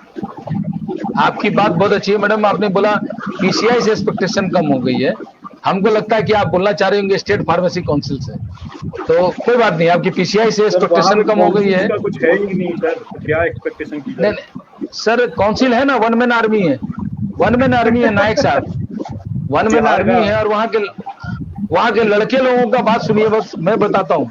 हमने वहाँ बोला कि चलो एक कमेटी बना लो तुम, और मैं आपको बना देता हूँ, तो वो भी रेडी नहीं है। वहां तो एक से एक नेता लोग, सर मैं तो बोलूं ना सर, वहाँ हम लोग नतमस्तक है बिहार के लिए। बट एक चीज जरूर है कि पीसीआई की एक लेटर चली गई है आपके स्टेट गवर्नमेंट को कि आप बताएं, उसके क्वेश्चन किया हुआ है क्यों ना बिहार स्टेट फार्मेसी काउंसिल को डिसॉल्व कर दिया जाए, एक लेटर गया हुआ है। अब इसको आप लोग कैसे फॉलो अप करते हैं ये आप लोग के ऊपर है। लेटर बोलिएगा तो मैं आप लोग यहाँ भेजवा दूँ। यस सर, बस आपका थोड़ा सा हेल्प चाहिए बिकॉज हमने इनिशिएशन शुरू कर दिया है। हम एक पूरे कॉलेजेस को यूनाइट कर रहे हैं, तो आपसे हमारी थोड़ी भी हेल्प चाहिए होगी। जरूर, मैं आप लोग जब बुलाएंगे मैं आऊंगा, जब बुलाएंगे तब मैं आऊंगा, है ना। और आपके यहाँ के जो स्टेट फार्मेसी काउंसिल के मेंबर है कुमार अजय, जो आपके टीचर भी है शायद, अभी तक टीचर हैं आपके यहाँ, तो उनको भी मैं बोलूंगा। सर एज अ प्रिंसिपल वो आई गेस किसी कॉलेज में नहीं वो सासाराम गए हुए हैं ना, अभी सासाराम पोस्टिंग हुई उनकी, ठीक है ना, लेकिन अभी भी आपके यहाँ टीचर हैं, ठीक है। तो मैं उनको भी बोलूंगा आपके यहाँ जाके बात करें, ठीक है। हर्ष की तरफ मूव करूंगा। हर्ष कुछ बात रखना चाहता। सॉरी हर्ष, काफी देर से रंजीत जी को टाइम नहीं मिला था। हर्ष को रखूंगा, दिन पूनम मैडम को रखूंगा। It's okay sir. Dharmendra sir की मैं उस वाली बात पे मैं एकदम शॉर्ट में कमेंट करूंगा कि जैसे इंस्पेक्शन में जब इंस्पेक्टर वहां पहुंचता है और वो किसी असिस्टेंट प्रोफेसर से पूछते हैं कि भाई यहाँ आपको प्रॉपर सैलरी मिल रही है कि नहीं, तो ज्यादातर जब जो प्राइवेट कॉलेजेस होते हैं वो एक एग्रीमेंट करवा लेते हैं जिसमें कंसोलिडेटेड सैलरी उनको दी जाती है, और एज पर उनके जो अकाउंट होते हैं उसमें जो पीसीआई नॉर्म्स के अकॉर्डिंग उनकी सैलरी होती है वो ट्रांसजेक्ट की जाती है और उनसे ब्लैंक चेक ले लिया जाता है और बाद में वो पैसा विड्रॉ कर लिया जाता है। तो आप ये ग्लैम्बिंग जो होता है ग्लैम्बिंग, अब जब आप इंस्पेक्टर जब उस प्रोफेसर से पूछते हैं कि आपको प्रॉपर सैलरी मिल रही है तो उसको कहीं ना कहीं अपने जॉब जाने का डर होता है, क्योंकि वो कंसोलिडेटेड सैलरी पे उसके साथ एक एग्रीमेंट किया हुआ है, और कहीं वो इस बात को अगर इंस्पेक्टर के सामने डिस्क्लोज करता है तो कल को उसकी नौकरी जा सकती है, क्योंकि वो फार्मेसी का बाहर एनवायरमेंट भी जानता है कि वो अगर दूसरी तरह अप्लाई करेगा तो उसको नौकरी वो नहीं मिल पाएगी। हर्ष जी मैं आपको बात को बोलता हूँ, भगत सिंह पैदा हो लेकिन मेरे घर में नहीं, बगल वाले घर में। मेरी बात समझ गए हर्ष जी? जी। भगत सिंह पैदा हो मेरे घर में नहीं, बगल वाले घर में। मैं आपकी लड़ाई लड़ने गया हूँ, आप मुझे मदद नहीं करेंगे तो कौन करेगा? और फिर बाद में आप बोलेंगे नहीं। वो बात मैं आपकी समझ रहा हूँ सर, पर ज्यादातर जो लोग होते हैं उनमें हर कोई भगत सिंह नहीं बन सकता। दिक्कत ये है, भगत सिंह बोलने में नहीं बोल रहा हूँ, उसके सिद्धांत में चलने बोल रहा हूँ। नहीं सर, सिद्धांत की भी बात है तो एक थोड़ा सा यूनाइटेड और उसको एक पीसीआई पे भरोसा होना चाहिए ना इंस्पेक्टर पे, क्योंकि कल को कौन बैक स्टेप ले लेगा उसको ये नहीं पता। अगर वो इंस्पेक्टर की जैसे पुलिस स्टेशन हमारे लिए बना हुआ है, पर कितने लोग पुलिस स्टेशन और जज जो वकील के चक्कर काटते हैं वो एक ग्राउंड रियलिटी को भी जानते हैं। इसके हिसाब से लोग हर लोग बोलते हैं कि 3 चीज से मैं दूर रहना चाहता हूँ, डॉक्टर, वकील और पुलिस से। सर तो कुछ ग्राउंड रियलिटी। हर्षवर्धन जी मैं आपको बहुत कॉन्फिडेंट बताता हूँ, जब भी पीसीआई की वो जो आपका इंस्पेक्शन रिपोर्ट बनाना होता है वहां नहीं बनता है, वहां खाली क्वेरी होता है, क्योंकि इंस्पेक्टर को मालूम है कि मैं मान लीजिए दिल्ली से 90 किलोमीटर अंदर जंगल में जाके किसी कॉलेज का इंस्पेक्शन कर रहा हूँ तो उसको बाहर भी आना, तो उसको भी मालूम है, तो वो इंस्पेक्शन वहां रिपोर्ट नहीं लिखता है, वो रिमोट सबमिट पीसीआई के पास जाके सबमिट करता है और आपको विश्वास दिलाते हैं। और हमारे जितने भी इंस्पेक्टर हमारे साथ गए थे उन्होंने बड़ी ईमानदारी के साथ 5 कॉलेज का इंस्पेक्शन किया, बड़ी ईमानदारी के साथ। मैं सोचता था कि मैं ही अकेला एक ईमानदार आदमी हूँ, गाली सुनने वाला आदमी, बट मेरे सामने मैं आपको बता रहा हूँ गुजरात का सबसे बेस्ट कॉलेज का प्रिंसिपल हमारे साथ गए थे, गुड़गांव के बेस्ट कॉलेज आपके कॉलेज के जो प्रिंसिपल थे, रजिस्ट्रार थे, वो मेरे साथ गए थे। तो मैं बताता हूँ कि दे आर देयर्स बहुत अच्छे हैं, बट कुछ सपोर्ट चाहिए, एक दिन में मूव नहीं होगा। इस तरह के डिस्कशन में मैं चाहता हूं कि कुछ ना कुछ होगा। आज आपको बता दिया ना पीआरटीएस होगा, आपको बता दिया ना डिप्लोमा के बारे में पीसीआई सोच रही है ना। तो ये जो अब देखिए मैं आपको फिर बोलता हूँ, भगवान पीएसजी का आप जो कोड दिखा रहे हैं सर रोहित जी, मैं आपको कोड दिखा रहा हूँ ना, आप दिखा रहे हैं ना एक code, PCI should involve a way of protect victimization and anonymous teachers, so it has a third party infections, right ना। अब मैं ये आपको बोलता हूँ, मैं आप ही से क्वेश्चन करता हूँ सर, मुझे पद मिला, मैं आपको बोल रहा हूँ रोहित जी, अगर सर सुन रहे होंगे तो बहुत अच्छा है। अगर मुझे पद मिला है तो मैं क्यों नहीं काम करता हूँ, क्यों नहीं काम करता हूँ? अब पद से हट जाने के बाद क्यों मैं बोलता हूँ? मुझे नहीं बोलना चाहिए, आपके पास बोलने का अधिकार नहीं है। मैं आपको खुलेआम बोलता हूँ, जब आपको पोस्ट मिली है तब आप बोलिए और अपने काम ड्यूटी को निभाइए। जिस दिन आप अपनी पोस्ट छोड़ देते हैं उस दिन आप धड़का पीसीआई को पूरा गाली देते रहते हैं, पीसीआई चोर है, पीसीआई है। अरे जब आपको पद मिला है तब तो आप बोलवे नहीं करते हैं। मैं पर्सनल कमेंट नहीं sir. If anybody asks you, he has to listen it, he has to listen, he has to listen. If anybody query about anybody, he has to listen. और मैं बता रहा हूं, मैं धर्मेंद्र सिंह, मैं पीसीआई का कोई दलाल और ये नहीं हूं, चाहे मैं जबरदस्ती बनाया नहीं। मैं आपको बता रहा हूं, मैं पीसीआई को बार बार गाली बोलता रहता हूं, आप जानते हैं रोहित जी। मगर जब वो बोलता है तो मुझे भी सुनना चाहिए। जब मुझे कोई पद दिया गया, मैं एफडीए का आदमी बना, मैं काउंसलर बना, मैं मान लीजिए एक रजिस्ट्रार बना, तब आपके पास कुछ करने का नहीं था। आपने क्या किया? 125 रुपया 125 रुपया 125 रुपया पोस्टल और लेते गया। जैसे ही आप रिटायर हुए, ले दनादन पीसीआई चोर है, ले दनादन एफडीए चोर है। अरे आप क्या किसको उंगली उठा रहे हैं? किसको उंगली उठा रहे हैं? पर्सनल में नहीं जाऊंगा यहाँ पे। नहीं सर, पर्सनल नहीं है, मैं पर्सनल नहीं बोल रहा हूँ सर। मैं आपको एक सिंपल उदाहरण बोल रहा हूँ कि जब आपको समय मिले, जब आपको समय मिला, रोहित जी आज आपको समय मिला अपनी बात रखवाने का, आपने उसको भली बात ही उठाया, भली बात ही रखा। मैं अपनी बात को रखना, मैं पीसीआई की तरफ से ही बोला और अपने तरफ से ही बोला। मैं अपनी एक कमेंट सर आपसे लास्ट लूंगा मैं सर। आप पूरे डिबेट का एक्चुअली हमारा था कि क्या फार्मा रेंटिंग सही है या गलत है, इसको बंद होना चाहिए नहीं होना चाहिए, तो इस पे मैं आपका कमेंट लूंगा, देन एक कमेंट लेके डिबेट को खत्म करूंगा। काफी टाइम हो चुका है, तो आपका इस पे सर राय में लास्ट जानना चाहूंगा, और खासकर सर राय पेशेंट सेफ्टी को रिस्पेक्ट में भी बात करूंगा सर। लास्ट कमेंट लूंगा सर करके। आपका सिंपल सा सवाल है, renting should be there, renting should be close, renting should be close, no respect. If you respect your education you should close your renting. ये पहला क्वेश्चन है। बट मैं भी ये बोलता हूं कि जो भी हमारे अथॉरिटी हैं उनको भी हमारे बच्चे के बारे में सोचना चाहिए, उनके फ्यूचर के बारे में सोचना चाहिए कि अगर मैं अपने बच्चे पे बच्चे पैदा किए जा रहा हूं तो उसकी लाइवलीहुड कैसे रखूं, ये सोचने का अधिकार हमारे गार्जियन के ऊपर है। अगर ये नहीं सोच सकते हैं, हाँ अगर ये नहीं सोच सकते हैं तो जितने इंस्टीट्यूट बनाए हुए हैं उसको बंद कर दीजिए सबसे। Thank you so much sir. या अब पूनम मौर्य जी से लूंगा कमेंट्स इसके ऊपर, फार्मा रेंटिंग बंद होना चाहिए या नहीं। लास्ट कमेंट, क्योंकि टॉपिक डिस्कशन ही है हमारा। हाँ बिल्कुल रोहित जी, बंद होना चाहिए क्योंकि we should respect our profession. कोई भी परिस्थिति हो हमें झुकने पे मजबूर नहीं कर सकती जब तक हम खुद ना चाहें। मैं ऐसे ही नहीं यार 10 साल का एक्सपीरियंस लेके पहुंची हूँ, क्योंकि शायद मैंने भी बहुत लंबी लड़ाई लड़ी है इस डिजिग्नेशन पे पहुंचने के लिए और इस चीज को हासिल करने के लिए। अपने आप को बहुत ट्रेन किया, बहुत कोशिशें की, तो आप लोग भी यही करिए। Pharma renting is like killing something, killing someone, तो डोंट किल योरसेल्फ। हाँ, killing yourself and other also, because you have a responsibility। एक मैं बात बोलता हूँ, अगर आप लोग सब समझ दे सही, एक सेकंड।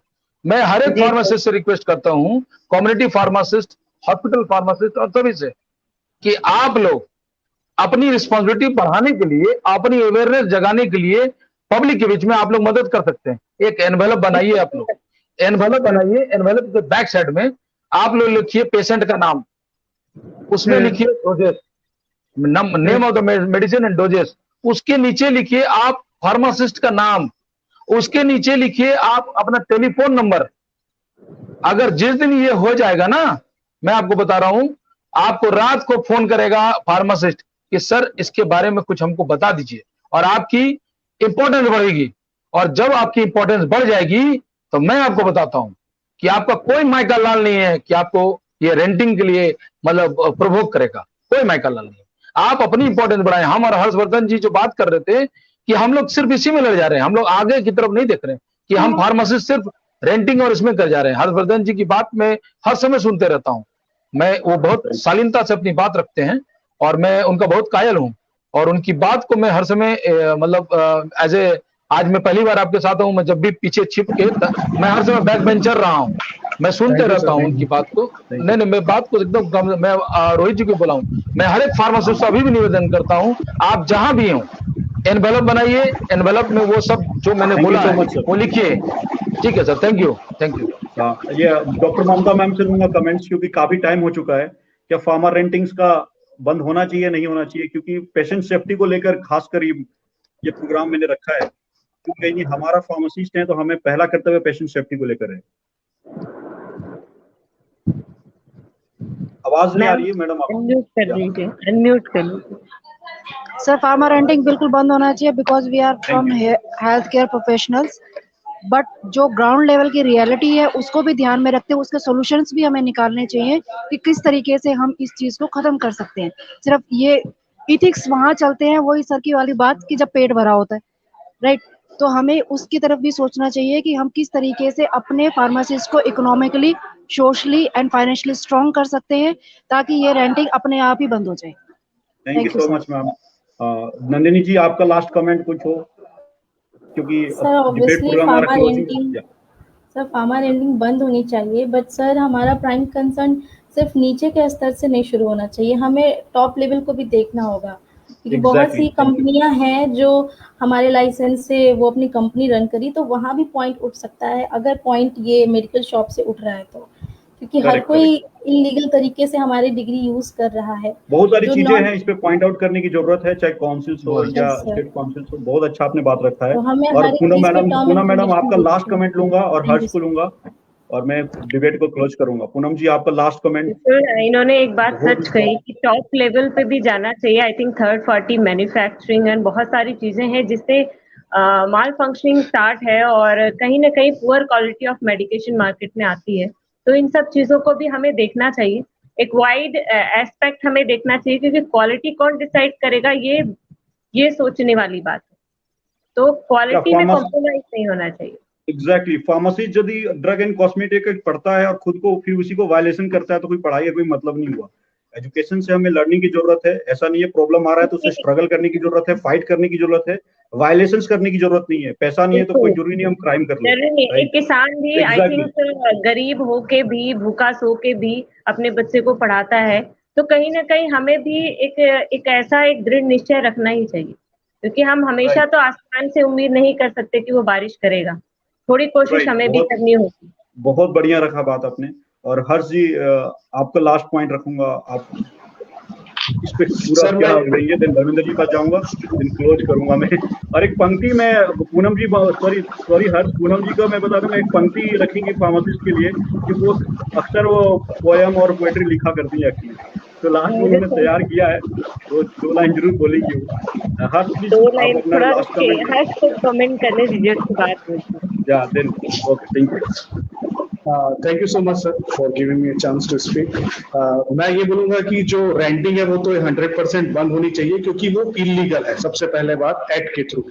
दूसरी बात, जब थर्ड पार्टी या इसका जो भी चीज आता है, जैसे केमिस्ट, ड्रगिस्ट, फार्मासिस्ट को रखते हैं, तो एक उनकी निश्चित सैलरी भी डिसाइड होनी चाहिए, क्योंकि जब तक फार्मासिस्ट इकोनॉमिकल मजबूत नहीं होगा वो अपना समाज में रिप्रेजेंटेशन भी नहीं कर सकता है। तो फार्मासिस्ट को, कम्युनिटी को फाइनेंशियली स्ट्रॉन्ग बनाने के लिए उनका कैडर भी होना चाहिए, ताकि उनका प्रमोशन सिस्टम भी हर जगह बने। और हर जो फार्मासिस्ट है, चाहे वो फार्मेसी में हो या इंडस्ट्रियल फार्मासिस्ट हो, कम्युनिटी हॉस्पिटल फार्मासिस्ट हो, उनका जो रिप्रेजेंटेशन बढ़ाने के लिए उनका नाम लिखा होना चाहिए, कॉन्टेक्ट नंबर होना चाहिए और उनका एक प्रॉपर ड्रेसिंग कोड, तथा जिस तरीके से धर्मेंद्र सर ने भी बोला था कि अगर वो कोई प्रिस्क्रिप्शन लिखते हैं तो उनका जो डायरेक्शंस है उसको लिखकर अपना नाम नंबर लिखें, ताकि जितना ज्यादा समाज में आपकी अभिव्यक्ति बढ़ेगी उतना एक्सेप्टेंस भी समाज में फार्मासिस्टों को मिलेगा। तो रेंटिंग तो बंद होगी। और जितने भी बहुत सारे जो रूल्स हैं, हमको ये समझना पड़ेगा कि उसमें हमेशा एक छोटा छोटा लूप होल है, जिसको जो पूंजीवादी लोग हैं, जो पूंजीपति लोग हैं, वो उस रूल को अपने हिसाब से तोड़ते मरोड़ते हैं। तो जो पढ़ने वाला व्यक्ति है, जो एजुकेटेड व्यक्ति है, इन सब के खिलाफ एक सुर में आवाज उठाना जरूरी है। जब भी गलत होगा आपको एक छत के नीचे आके उसके खिलाफ आवाज उठाना बहुत जरूरी है, और धीरे धीरे अमेंडमेंट होगा तो चीजें बदल जाएंगी। मैं उम्मीद करता हूँ एक नया फार्मेसी का युग का शुरुआत जल्दी होगा। चल सर, सर यस सर, आप बात रखिए। मैं आपकी एक मिनट लेना चाहता हूं सर। मैं हर एक आज जितने भी लिसनर सुन रहे हैं, मैं सबसे रिक्वेस्ट करता हूं कि जब भी मुझे कभी भूख लगती थी तो मैं अपने पिताजी से रिक्वेस्ट करता था कि सर मुझे ये करने दीजिए, और बार बार अगर किसी को गाली दीजिएगा तो अनर्ड हो जाता है।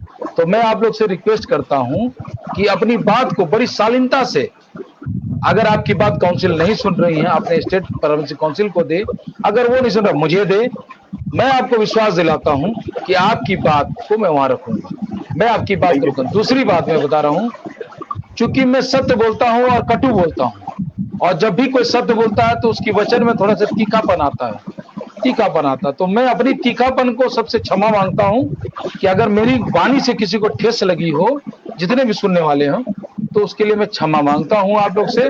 मगर मैं मजबूर हूं इस तरह की वाक्य रखने के लिए। जब तक आप और हम ना सुधरेंगे इस तरह की वक्तव्य होते रहेगा। तो मैं आप सभी से thank you so much sir, आपने इतना कीमती टाइम दिया लोगों को, बहुत लोग आपको सुन रहे हैं, और आपने जो फार्मेसी में एज ए मेंबर आके पीछे में बहुत सारे ऐसे पॉजिटिव काम भी किए हैं जो काबिल तारीफ है। और एक पंक्ति इन्होंने तैयार किया है, लास्ट पंक्ति लेंगे, उसके बाद डिबेट को प्रोग्राम खत्म करेंगे और इसका नेक्स्ट सीरीज भी करेंगे, क्योंकि बहुत सारी समस्या है। जैसे देखा जाए तो 1.5 घंटा में भी खत्म नहीं होगा, 2 घंटा भी ले ले तो भी खत्म नहीं होगा। तो पूनम मौर्य जी प्लीज कुछ रखना चाहती हैं, देन प्रोग्राम बिल्कुल जो पंक्तियां मेरी इसी श्रृंखला में कि अज्ञानता का अंधकार एक दिन मिटेगा जरूर, अज्ञानता का अधिकार एक दिन मिटेगा जरूर, आवाज एकजुट हो हमारी तो आगाज होगा जरूर। तो कोशिश हमें जारी रखनी है ताकि हम ये काम हमेशा आगे बढ़ाते रहें, और पीछे नहीं हटना है चाहे कोई भी परिस्थिति हो। Thank you so much. Thank you so much. And thanks to all the viewers. Thank you so much, Harsh Yadav ji, Poonam madam ji, thank you, Sanjay sir ji, Nanni ji और डॉक्टर ममता मैम दिख नहीं रही है, जुड़ नहीं रही है। और आज का डिबेट यही है, और आप मैं इस डिबेट को यहीं पे बंद करता हूँ। बात करें तो खत्म नहीं होगा फार्मेसी के मुद्दों पे, और बस लगातार जितने भी व्यूअर्स हैं, जो भी फार्मासिस्ट है देश के जितने भी, उनसे मैं वही आग्रह करूंगा कि आप फार्मा रेंटिंग जितना भी हो सके आप ना लगाएं, क्योंकि कहीं ना कहीं पेशेंट को सेक्रीफाइस होता है। चाहे मैं आसाम के मामला का डिस्कशन किया, चाहे इंदौर के मामला का डिस्कशन किया, कई बच्चे ऐसे थे लाइफ थ्रेटनिंग इशू में मिला है आपके रेंटिंग की वजह से।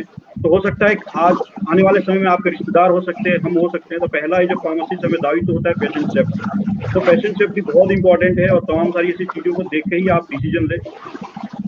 थैंक यू, बस यहीं पे मैं अपने प्रोग्राम को एंड करूंगा। Thank you so much to all the viewers, the pharmacists. Thank you to everybody who is listening us. Thank you so much. Okay, sir. Thank you so much. Thank you, Harbhajan ji.